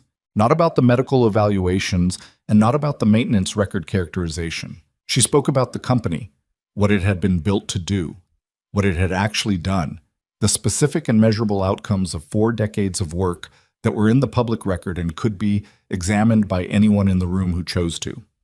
She spoke without notes and without the particular emotional register that people use when they want to seem compelling. She spoke the way someone speaks when they are simply saying true things. Then she said, "Before this board votes on any personnel motion, I am formally requesting that we address a matter that has come to the board's attention in the past 10 days and that I believe the board has a fiduciary obligation to examine." Strand was on his feet immediately. This is outside the posted agenda. Firth looked at Victoria. A fiduciary concern that arises from documented evidence of financial fraud is not subject to agenda posting requirements, Marcus said from his seat. The board has an obligation to address material information when it's presented. We're presenting it. Firth considered for exactly 4 seconds. I'll allow the presentation. Mr. Strand, you'll have opportunity to respond. Ethan stood up. He had not practiced a speech. He had practiced the sequence of the documents and the logic that connected them, because the logic was what mattered. He walked to the presentation screen that had been set up for the meeting, connected his laptop, and opened the first slide, which was not a slide at all but the evidence map, photographed and rendered digitally. What I'm going to walk you through, he said, is a 13-month documented pattern that connects specific administrative decisions within this company to specific financial positions held by entities linked to Garrett Langford. I'm going to do it chronologically because the timeline is the most important part. He started with the maintenance deferrals. He showed the authorization trail, not the surface authorization, the actual chain, with the personnel connections mapped. He showed the hiring records that Carol Reyes had independently verified. He showed the audit discrepancy that Connie Marsh had identified and the backfilled authorization that had been created to explain it. Then he moved to the financial layer. He showed the Shell Corporation registration documents. He showed the purchasing timeline, overlaid against the maintenance deferral timeline so that the correspondence was visible without needing to be argued. He showed the common registered agent connection that Marcus's forensic team had found. He spoke for 18 minutes. He did not use complicated language. He used the same register he used when explaining a hydraulic failure to a farmer who needed to understand what had gone wrong with their equipment. Precise, sequential, without condescension, assuming the listener was intelligent and had not previously had the information organized this way. When he finished, the room was quiet in a specific way. Not the quiet of confusion or skepticism. The quiet of a room that has just understood something and has not yet decided what to do with it. Garrett stood. "This is a manufactured attack," he said, and his voice carried the same controlled, reasonable quality it always carried, but Ethan heard something different in it now. A register of effort that hadn't been there before. "Mr. Cross has presented inferences and circumstantial connections as though they constitute evidence. The Shell corporations he references have no documented legal connection to me. The hiring record analysis is speculative at best. The audit discrepancy has already been reviewed and resolved within the company's own processes." He looked around the room. "What you are watching is an inexperienced man brought in from a repair shop in Montana to serve a specific legal function, overreaching that function because he has been convinced by Victoria's team that he is doing something important." He looked at Ethan directly. "You're being used, Mr. Cross. I actually feel some sympathy for that." Ethan looked back at him. He felt the room watching both of them. "Mr. Langford," he said, "which of the documents I presented is inaccurate?" Garrett blinked. Just slightly. "I'm sorry?" "I showed 14 documents," Ethan said. "The hiring records, the maintenance authorizations, the audit flag and its closure, the Shell Corporation registrations, the purchasing timeline, the registered agent connection. Which of those documents contains information that is factually incorrect?" A pause. "The framing is incorrect." "I'm asking about the documents," Ethan said. "The actual documents. Are any of them falsified or inaccurate?" Another pause. Longer. "The connections you've drawn between those documents are inferential," Garrett said. "Yes," Ethan said. "I said that at the start. I'm asking about the documents themselves." Garrett said nothing. Ethan turned back to the room.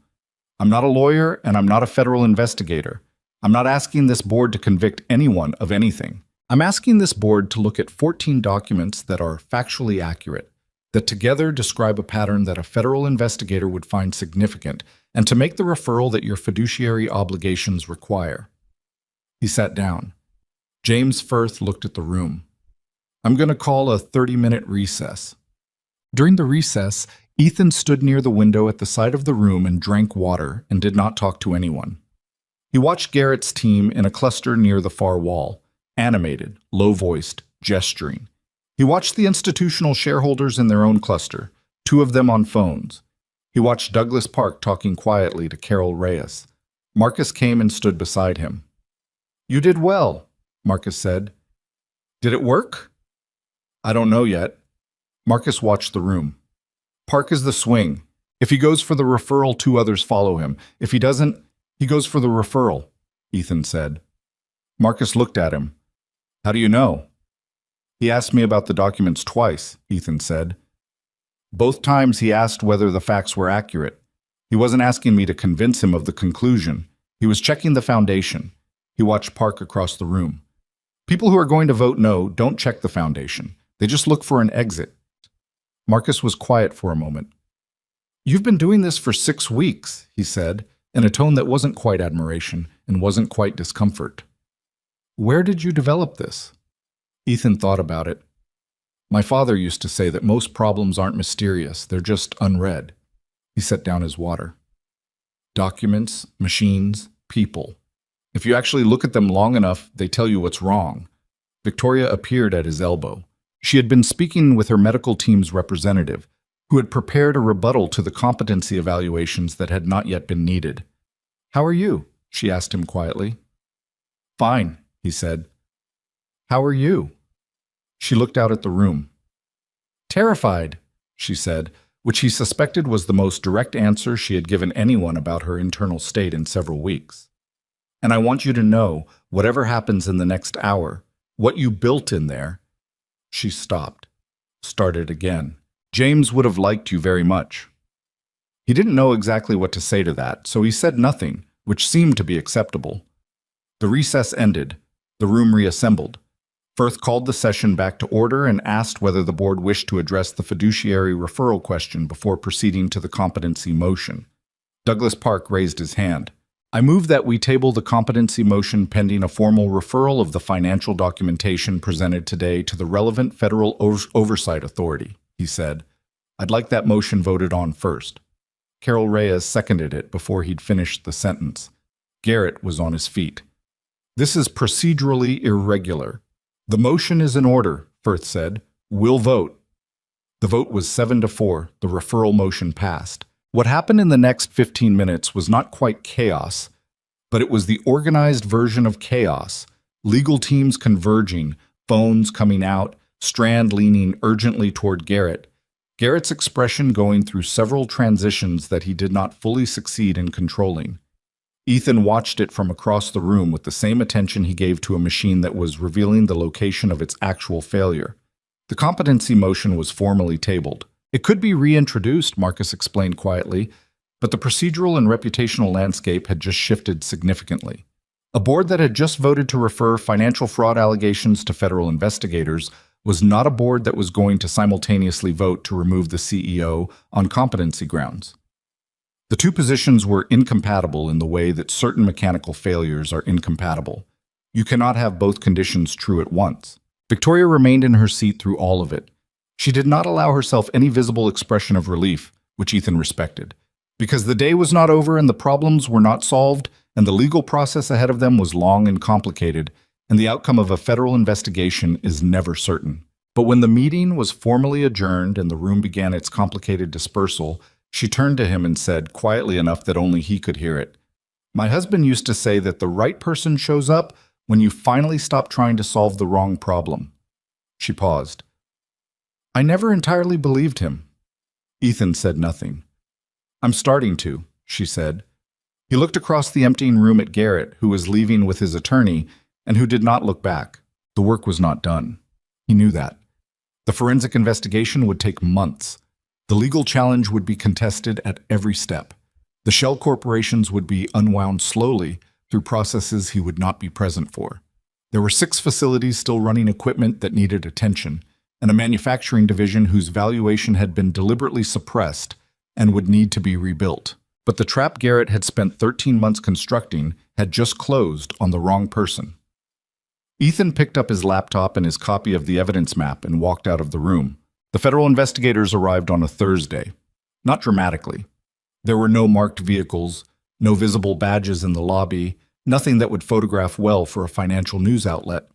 2 women and a man in ordinary business clothing who signed in at the security desk like anyone else and were escorted to a conference room on the 3rd floor where Marcus Webb and Victoria's legal team had been preparing for their arrival since Tuesday evening. Ethan knew they were in the building because Marcus texted him a single word at 9:17 in the morning. Here. He was in Ruth Alcott's office when the text came through, working through the operational recovery plan they had been building for the past 3 days. The shareholders' meeting had ended the immediate crisis, but had not ended the actual problems, which were structural and would take considerably longer than an afternoon to fix. 6 facilities still needed systematic maintenance remediation. The manufacturing valuation that Garrett's strategy had artificially suppressed needed to be rebuilt through documented operational performance, which meant demonstrating real output improvements over time, which meant the work had to actually happen and not just be announced. Ruth had a whiteboard covered in numbers and timelines. She was not a warm woman in the conventional sense. She was exacting and direct and had the particular quality of people who have been underestimated enough times that they've stopped waiting for anyone else to set the standard. But in the 3 weeks since Ethan had arrived, something had shifted between them into a functional working relationship that felt less like corporate alignment and more like two people who respected each other's competence and were too busy to waste time on anything else. The Sheridan facility is the next critical priority after Billings, she said, not looking up from the board. The hydraulic issue there is less acute, but the production efficiency loss is already showing in the quarterly numbers. If we can get an independent maintenance crew in by end of next week— I know someone in Sheridan, Ethan said. Ruth looked up. Retired technician, Veritech certified. He did contract work for my father 20 years ago and has been doing independent consulting for agricultural equipment companies. He's good. Ethan looked at the whiteboard. He's not cheap. Right now, cheap is not the metric, Ruth said. Then I'll call him today. She turned back to the board. The board is scheduling a formal reinstatement session for next Monday. Full vote, public record. She paused. Victoria asked me to make sure you're there. I'll be there, he said. Ruth was quiet for a moment, which with her was different from ordinary quiet. It had a texture to it. The board is also going to want to address the public record on the competency question, she said. Formally, which means acknowledging that the original motion was filed on false grounds. They should, Ethan said. They will. The question is the language. She set down her marker. Garrett's 3 allies on the board are in a complicated position now.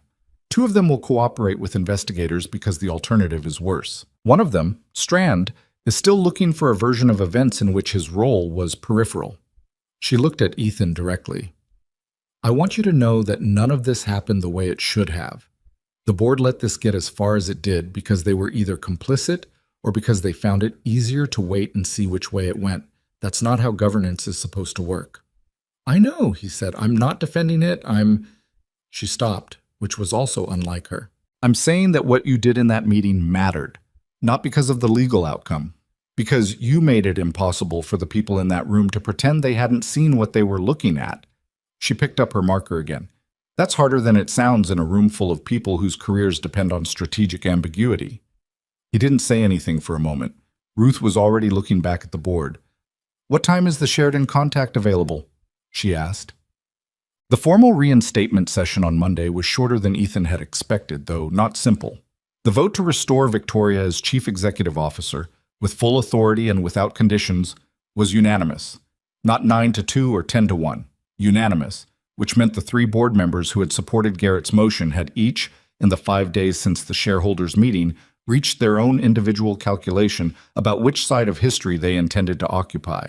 Ethan watched their faces during the vote and recognized the specific expression of people making a practical decision while telling themselves it was a principled one. He did not hold it against them. People were people. What he had not anticipated was the statement.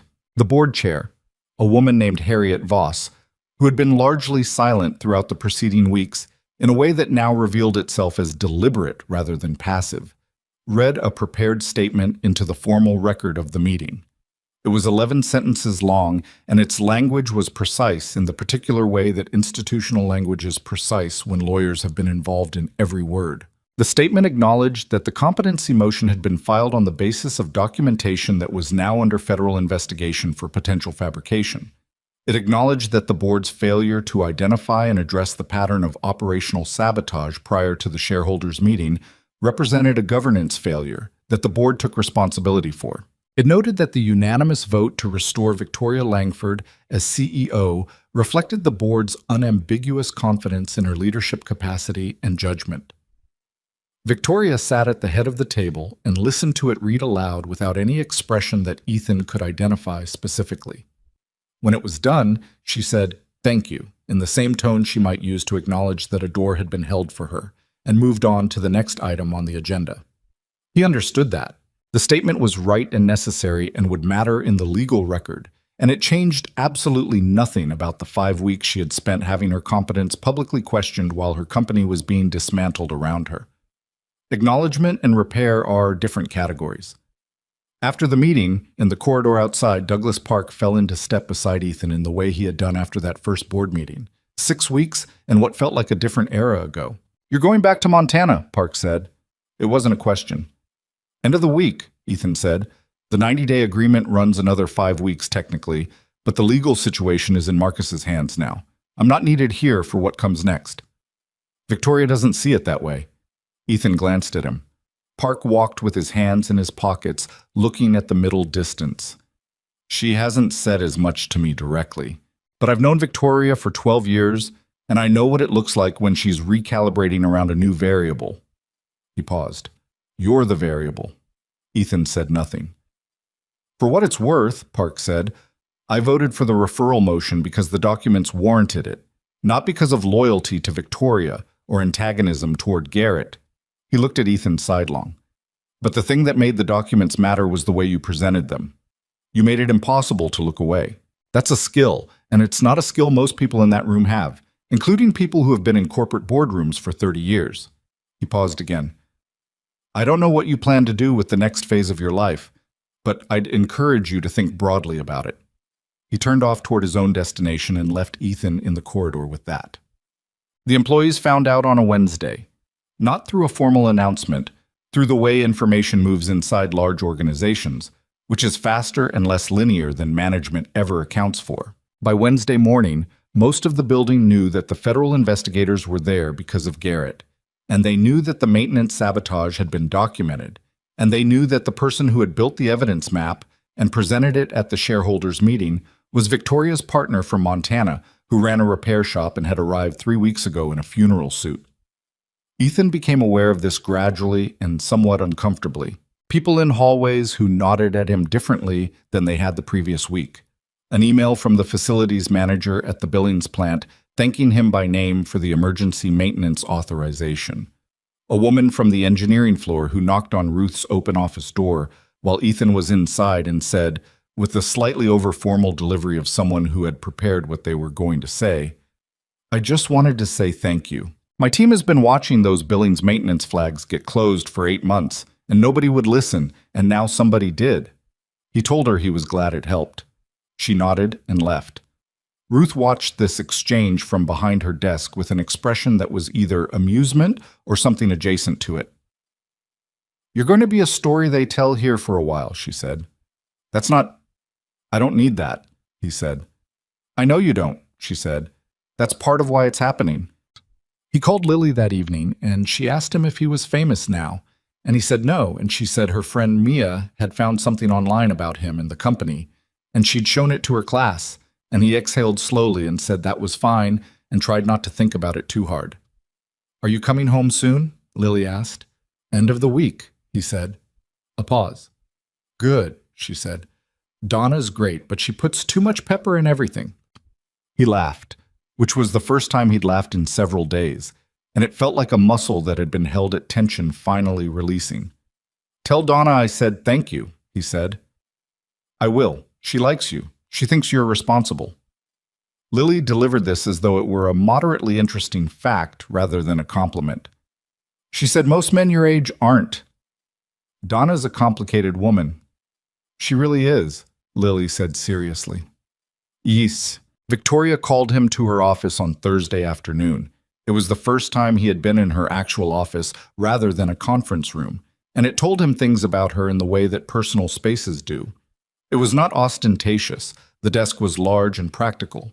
The shelves held mostly binders and technical publications with a few framed photographs that he did not examine closely, and the window behind her desk looked west over the city.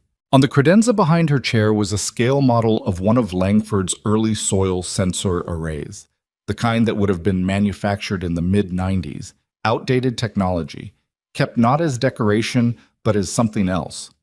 Proof of origin, maybe. She was on the phone when he arrived and gestured for him to sit, finishing the call in 2 clipped sentences and setting the phone face down on the desk. "How are you doing?" she asked. "Ready to go home," he said. "No offense." "None taken," she said. "I've been thinking about what comes next." "The legal process will take a while," he said.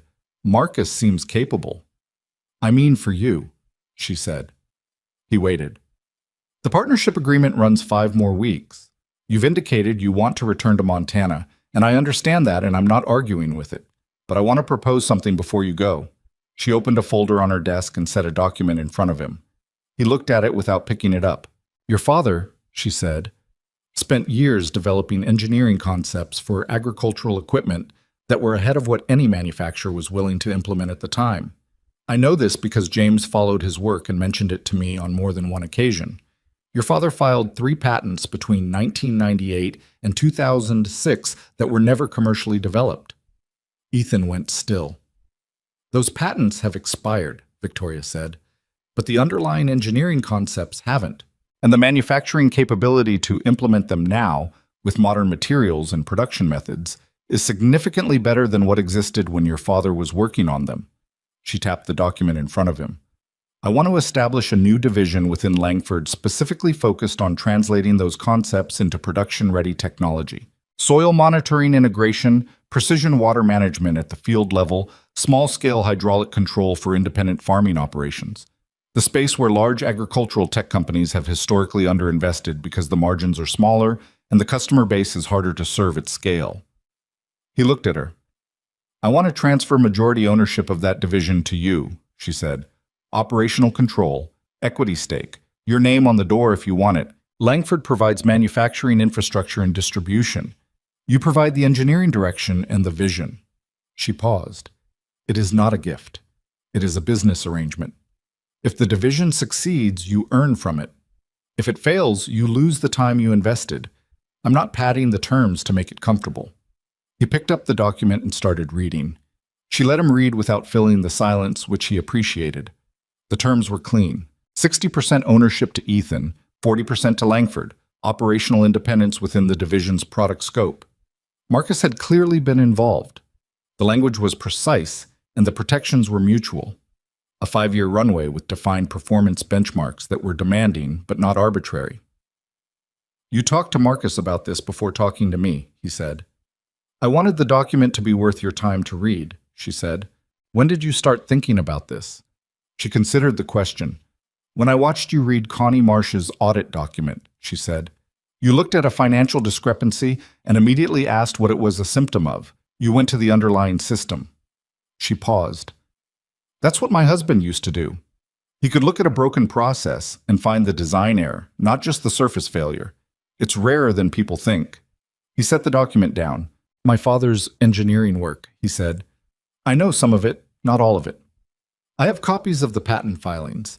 James kept them." She opened her desk drawer and set a thin folder beside the document.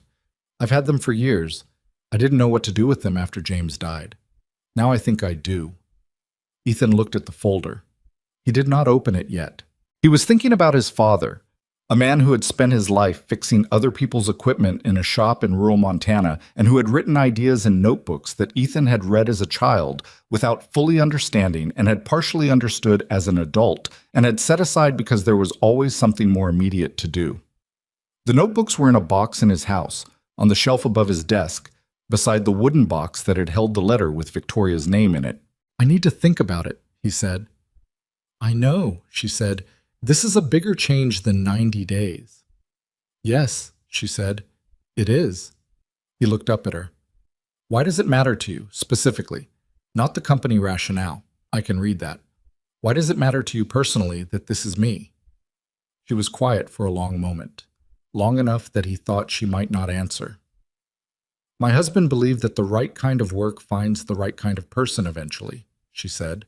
"He was optimistic in a way I've never quite managed to be. but he was also usually right. She looked at the scale model on her credenza.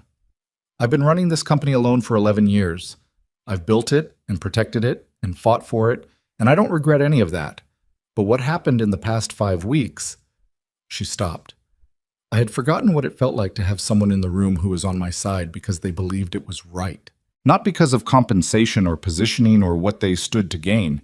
She looked back at him. I want to build something with someone who operates that way. And I want it to be connected to your father's work, because James would have wanted that, and because some debts have a specific right way to be paid. He was quiet for a while. Can I take the document with me? He said. Take it home, she said. Read it properly. Talk to whoever you talk to when you need to think. That's mostly Lily, he said. Then talk to Lily, she said, and there was something in her voice when she said it that was not quite a smile and not quite grief, and was probably some combination of the two. He flew home on Friday. The flight from JFK to Billings was 4 hours and 20 minutes, and he spent most of it looking at the document Victoria had given him and not looking at it, alternating in roughly equal measure. The flight attendant brought him coffee without being asked. He had apparently reached the stage of looking like a person who needed coffee without communicating it intentionally, and he sat with it and watched the country change below him from dense gray coastline to the open incremental spread of the interior.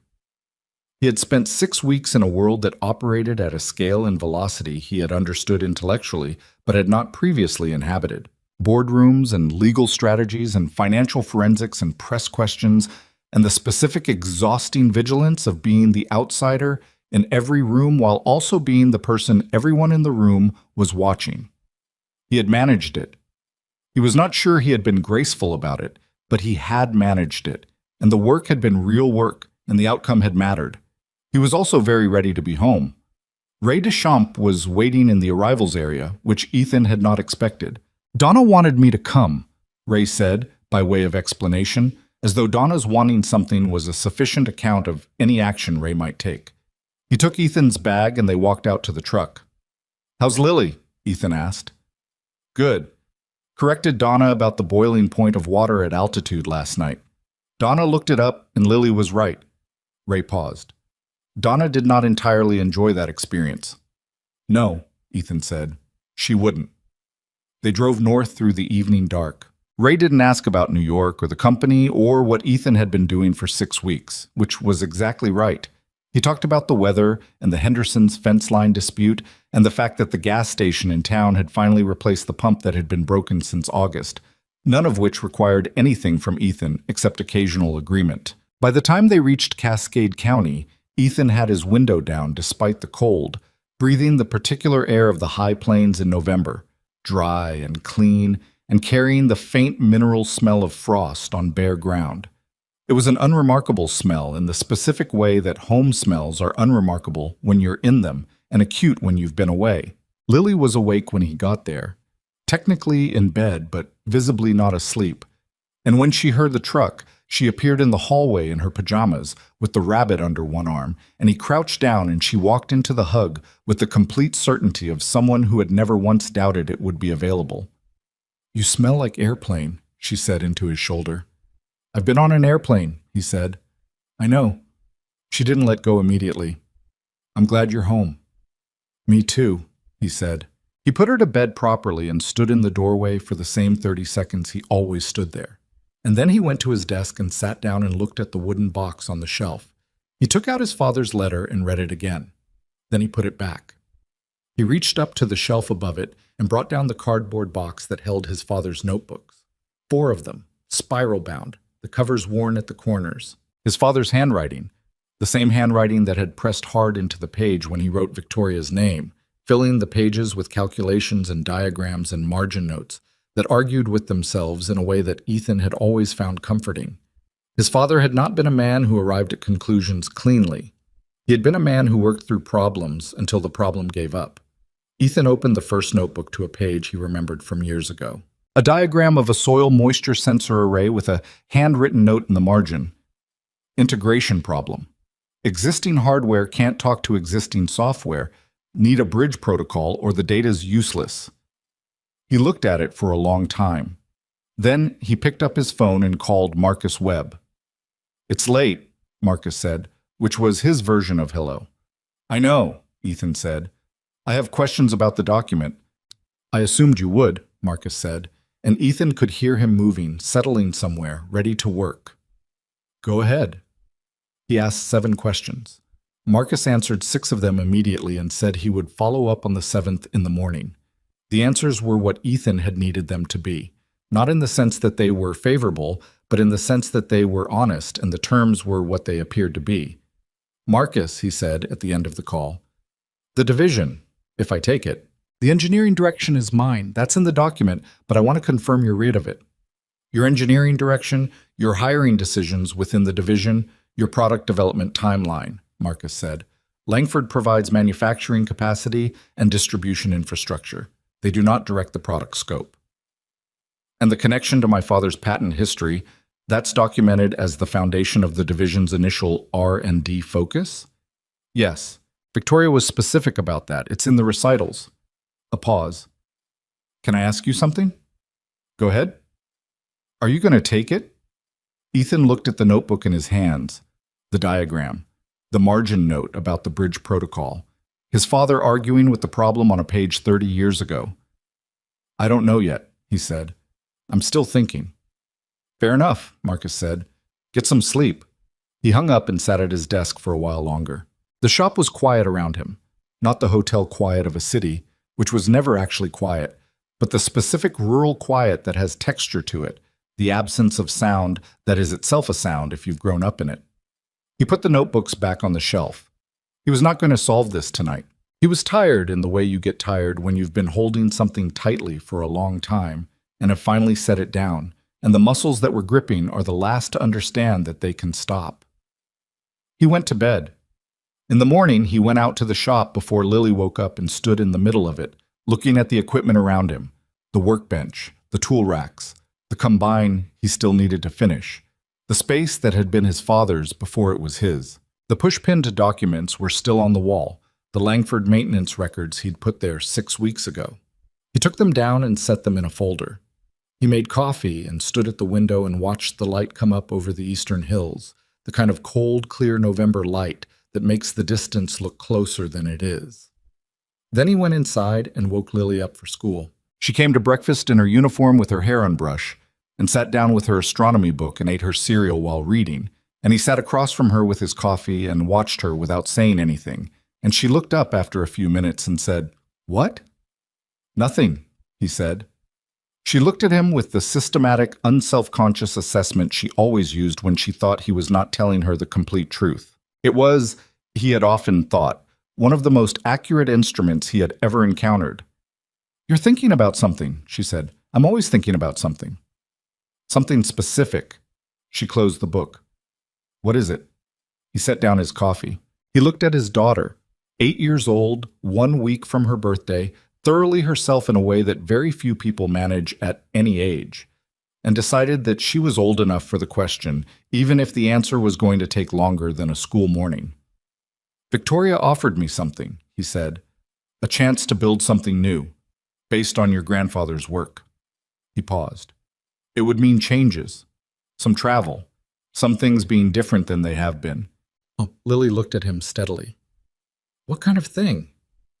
"Engineering," he said. "Building equipment that helps small farms, things your grandfather designed that never got made." She thought about this with the seriousness she applied to things that actually mattered to her. Not performing consideration, actually considering. "Grandpa would like that," she said. "Yeah," Ethan said. "He would." "Would we still live here?" "Yes," he said. "This would still be home." Another pause. "Would Victoria be around more? Like, involved?" "I don't know exactly what that would look like yet," he said honestly. Lily picked up her spoon and stirred her remaining cereal and appeared to be running some internal calculation. "I liked her," she said finally. "She's serious, but she's not mean about it. Those are different things." She looked up at him. "I think you should do it. Grandpa's ideas should exist."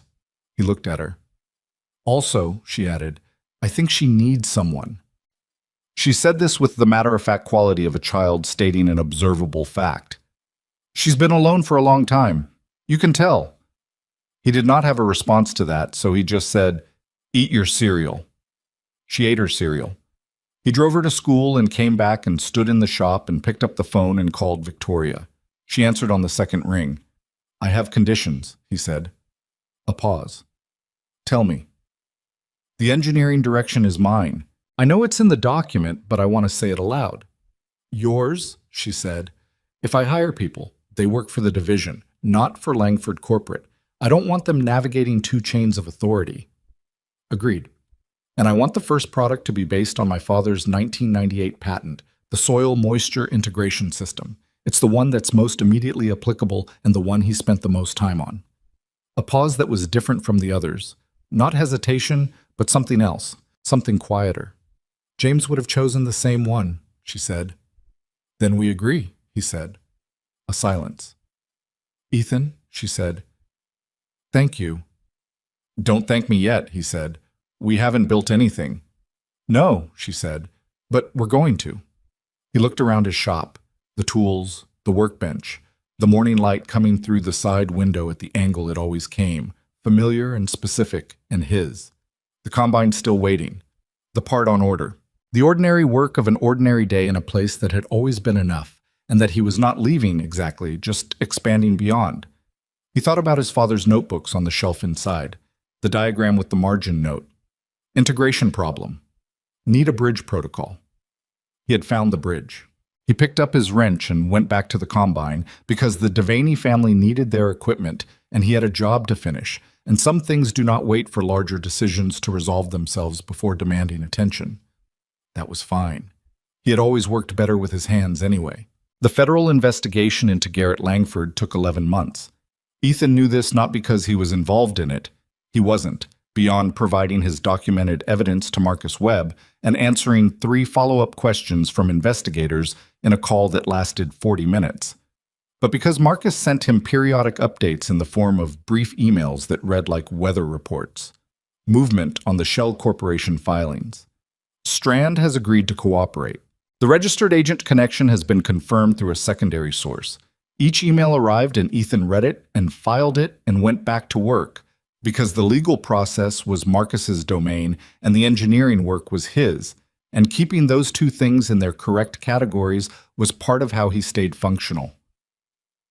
The work had started in January, 3 weeks after he called Victoria from his shop and told her he had conditions. The first thing he did was read every page of his father's 4 notebooks. Not skimming, reading, the way you read a technical document when you're going to build something from it, which means reading slowly and annotating and occasionally stopping to sit with a single page for 20 minutes, because the idea on it is either more complicated or more simple than it first appeared. His father had been a specific kind of thinker, not elegant, not linear, but persistent in a way that eventually produced clarity through accumulated pressure rather than sudden insight.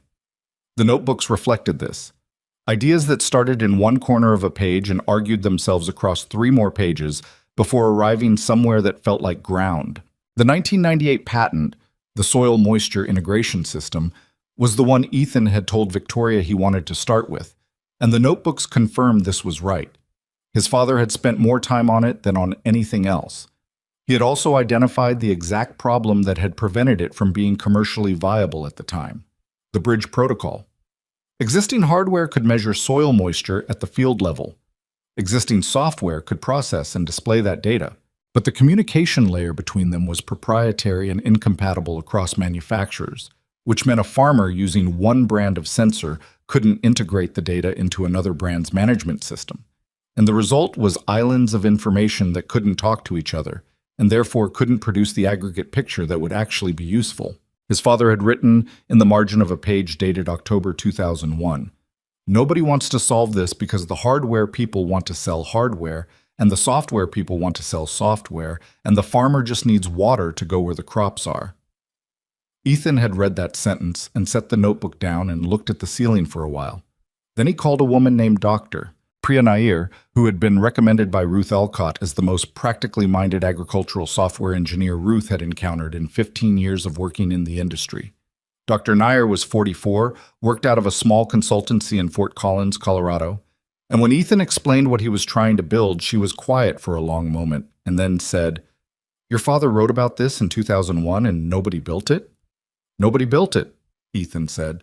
Why? Because the people who could build it didn't have a reason to, he said.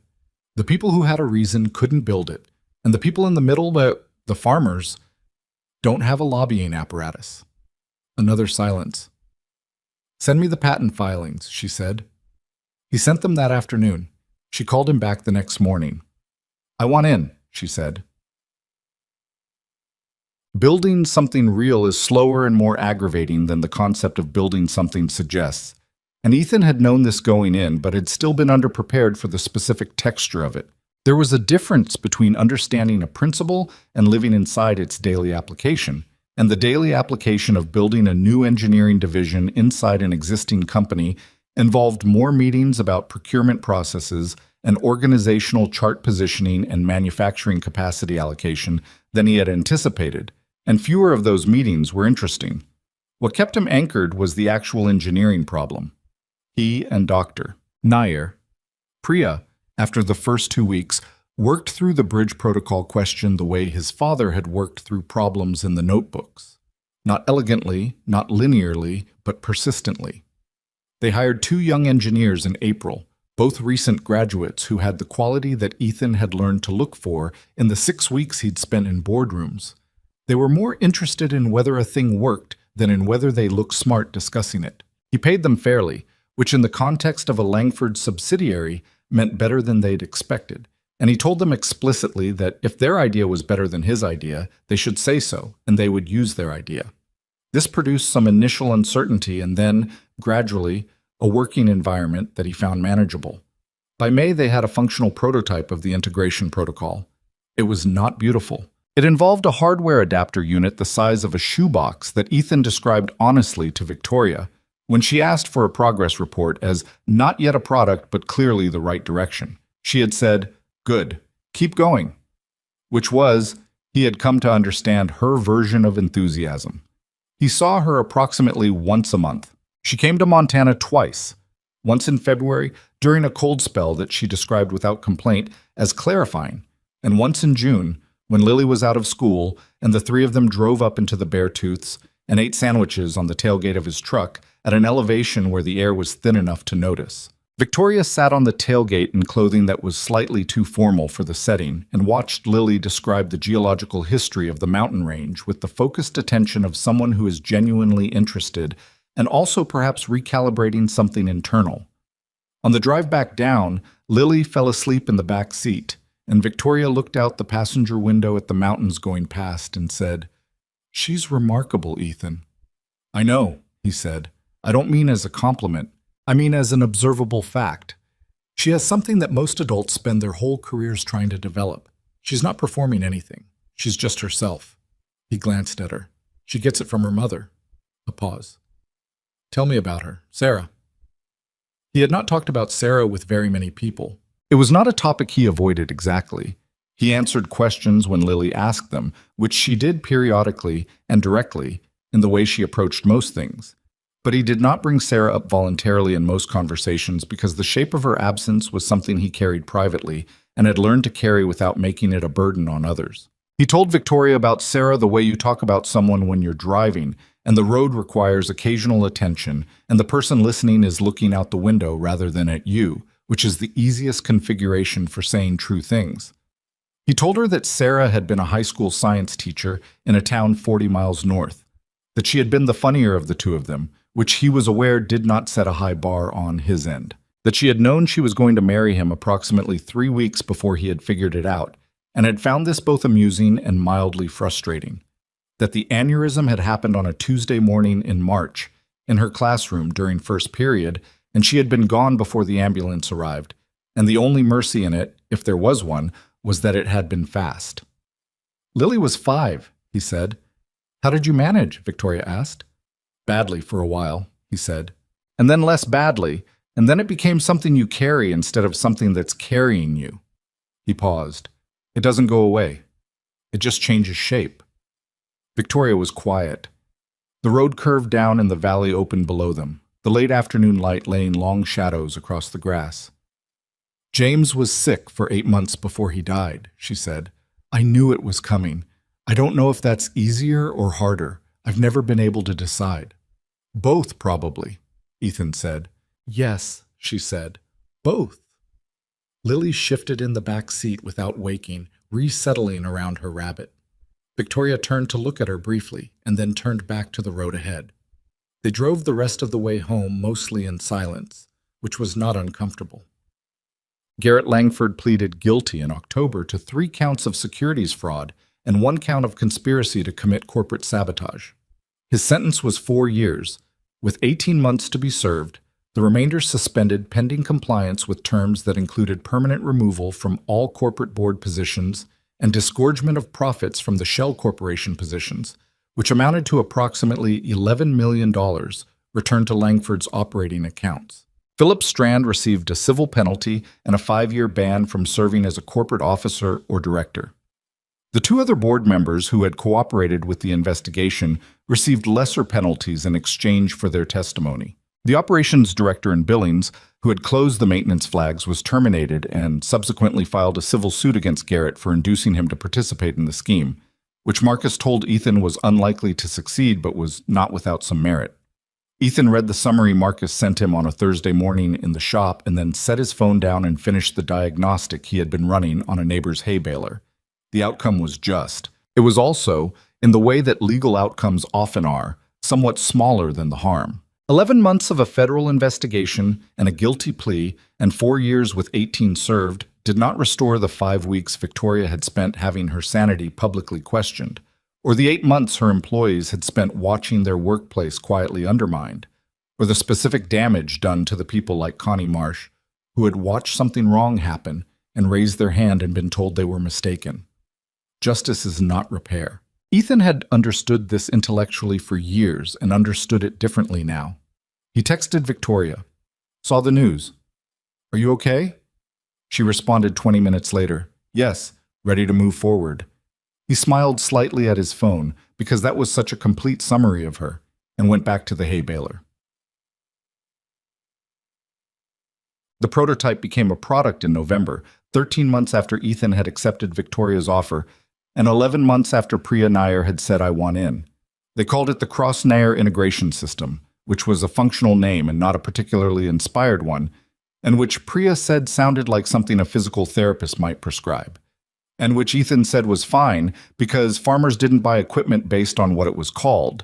They bought it based on whether it worked. Priya pointed out that this was technically true and also completely ignored how markets function. And they had a 40-minute argument about it that ended with a compromise name, the Field Link Integration System, that both of them found acceptable if not exciting. The first field trial was on a wheat farm in eastern Montana, whose owner, a taciturn man named Glenn Parcell, had been farming the same land for 31 years and had the specific skepticism of someone who had been sold solutions to problems he didn't have often enough to develop a thorough distrust of innovation. Ethan drove out to his property on a cold November morning and spent 4 hours walking Glenn Parcell around the system and explaining it in the plainest possible language. And Glenn Parcell asked about 12 questions that were all good questions, and several of which required Ethan to say, "That's a fair concern. Let me show you how it addresses it," rather than deflecting. At the end of the 4 hours, Glenn Parcell stood in his field and looked at the installation and said, "Your father designed the sensor array, you said." "The integration architecture, yes," Ethan said, "based on his 1998 patent." Glenn Parcell was quiet for a moment. "I knew your father," he said. "Not well. He fixed an auger for me in 1995, and he didn't charge me for a part he'd had to order because it took longer than he said it would." He looked at the sensor array. "That's the kind of thing you remember about a person." Ethan didn't say anything. "I'll trial it through the winter," Glenn Parcell said, and walked back toward his truck. Victoria announced her retirement on a Tuesday in February, 14 months after the shareholders' meeting. She did not announce it the way people expected. There was no press release first, no managed media rollout. She called a full company meeting and stood in front of approximately 300 employees on the main floor of the New York office, with overflow video feeds to the other facilities, and told them directly and without corporate language that she had spent 40 years building something she was proud of, and that she was ready to stop being the person who ran it and start being the person who watched what it became. Ethan was in the room. He had flown in the previous day because Victoria had called him 2 weeks earlier and told him she needed him there. And when she said it in the specific register she used for things that were not requests, he had said yes without negotiating. He stood near the back of the room, next to Ruth Alcott, and watched Victoria speak. She was good at this, better than she had been even 6 months ago, which surprised him, until he understood that something had loosened in her since the investigation closed. Not her precision or her standards. Something else. The particular tension of a person who is always prepared for the next attack, because the attack had come and been survived, and the rebuilding had begun, and she no longer had to spend energy on that particular readiness. She spoke about the company's founding, about James, briefly, without sentimentality, just the acknowledgement that his belief in her had been the infrastructure on which everything else was built. She spoke about what she hoped the company would continue to do for the farmers and agricultural communities it served. And then she said, "I am designating my successor today." The room was quiet.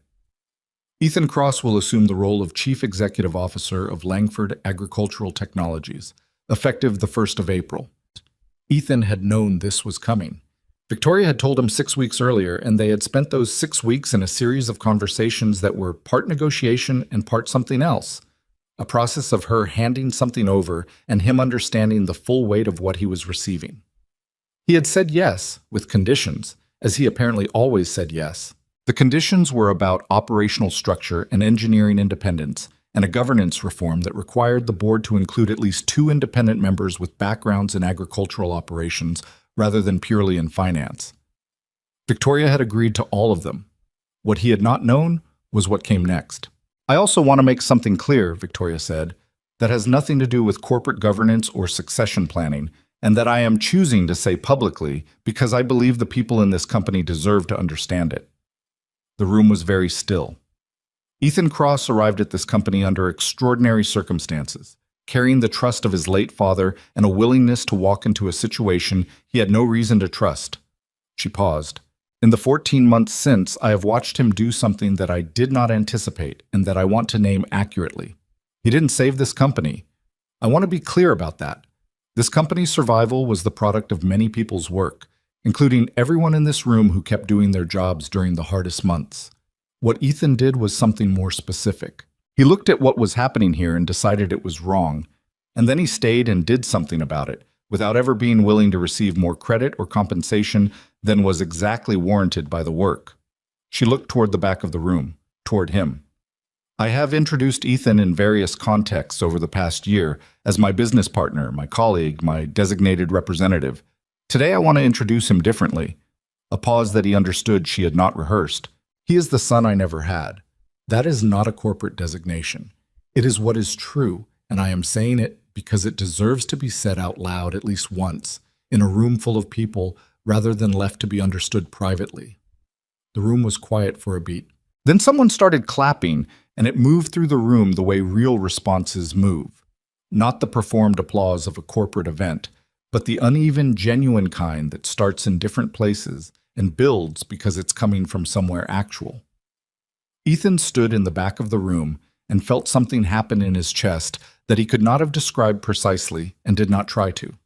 He was not a man who cried easily or often. He did not cry then, but there was a moment, 4 or 5 seconds, while the room was still filling with sound, when he understood something that he had been approaching from the outside for 14 months and had not until that moment fully entered. He had come here because his father's letter told him to. He had stayed because it was right. He had done the work because the work needed doing, and he knew how to do it. None of those reasons included anything about what he might receive in return, which was partly practical and partly just how he was built. He had not expected to receive a family, not a replacement for what he'd had, not a structure that looked like the one he'd lost. Something different in shape, but equally real. A 60-year-old woman who had spent 40 years running a company alone, and who had finally, in the worst year of her professional life, found someone she trusted enough to let stand beside her, and had said so, in public, without hedging. He thought about his father, sitting in a shop like his with notebooks full of ideas that the world wasn't ready for yet, writing a letter about a woman he'd barely met because his judgment about people was good enough to trust across decades, pressing hard with the pen because he meant what he was writing. He thought about Lily, who had said she needs someone with the matter-of-fact authority of someone who simply sees what is there. The applause was still going. He looked toward the front of the room where Victoria was standing, and she was looking at him, and he gave her a short nod that was inadequate to the moment and also exactly right for the two of them. And she gave him one back. The family trust was established in March. Victoria's attorney prepared the documentation and Marcus reviewed it on Ethan's behalf, and the terms were straightforward. An educational foundation that Victoria had spent 15 years building, which supported agricultural science scholarships and rural school science programs in 8 Western states, would pass in trust to Lily Cross upon Lily's 25th birthday, with Victoria and Ethan as co-trustees until that time. Lily would not inherit the company that was governed by separate succession documents, but she would inherit the foundation's mission if she chose to take it on. Ethan told Lily about it on a Sunday evening in March, sitting at the kitchen table after dinner. He explained what the foundation did and what the trust meant and what it would mean for her when she was 25. Lily listened with her arms crossed on the table and her chin resting on her arms, in the posture she used when she was taking something seriously. When he finished, she was quiet for a moment. "Does Victoria know I want to study astrophysics?" she said. "I don't think I've told her specifically." "You should tell her. Because the foundation does agricultural science, and I want to do astrophysics. And if she's building something for me to take care of, I should probably be honest that I don't know if I'll do it the same way she did." He looked at her. "Lily, you're 9. "I know," she said, "but she should know who she's trusting. That's fair." He thought about Victoria, standing in a rainy driveway, having driven 3 hours to the wrong county, knowing exactly who she was trusting and why. "You're right," he said. "I'll tell her." "Tell her I think what the foundation does is important, even if my field is different," Lily added. "I don't want her to feel like I'm dismissing it." "I'll tell her that too." Lily unfolded her arms and picked up her fork. "When do I meet her again? Like, properly? Not just the mountain thing." "She's coming for the product launch in April," Ethan said. "You'll see her then." "Okay." She ate for a moment. "I want to talk to her about James, her husband. She talks about him like she's still working out what she thinks about him, and I think that's interesting." He set down his coffee cup. "You're 9, he said again with different emphasis. "Almost 10, she said. The FieldLink integration system launched commercially in April at a small event at the Montana Agricultural Extension Office that was not a corporate launch in any recognizable sense. No press release, no keynote, no branded backdrop. 23 farmers from across the region sitting in folding chairs while Ethan walked them through what the system did and how it worked and what it cost and what it could realistically be expected to deliver, including the limitations, because farmers do not trust people who don't lead with limitations. Victoria sat in the back row. She had not been announced. Diane Cho had wanted to prepare some kind of introduction, and Victoria had said no, which Ethan had been told about secondhand and which had made him like her more than he already did. Glenn Parcell was in the 3rd row. He had been running the winter trial for 5 months and had agreed to speak, briefly, about his experience, and when Ethan called on him, he stood up and turned to the room and said, "It does what it says it does.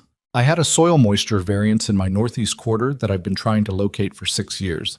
Found it in 2 weeks with this system. Pulled that quarter's yield up 12% last season. That's real money." He sat back down. The room was quiet for a moment in the specific way that rooms full of farmers are quiet when someone has said something true and quantified. The subsequent Q&A ran 45 minutes. Afterward, outside in the parking lot in the April cold, Victoria stood beside Ethan and watched the farmers clear out and said, 12% yield improvement in 1 quarter. In a field that had a specific identifiable problem, Ethan said, not a general result. Still, he agreed. She pulled her coat closer. She looked different in Montana than she looked in New York.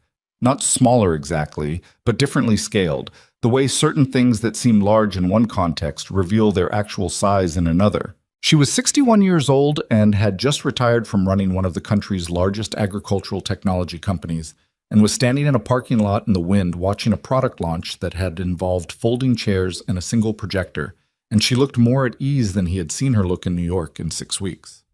"You're going to be good at this," she said, "running the company.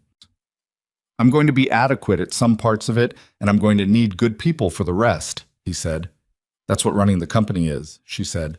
Lily appeared from around the side of the building, where she had been during the event because she had found a drainage ditch that interested her more than a product launch.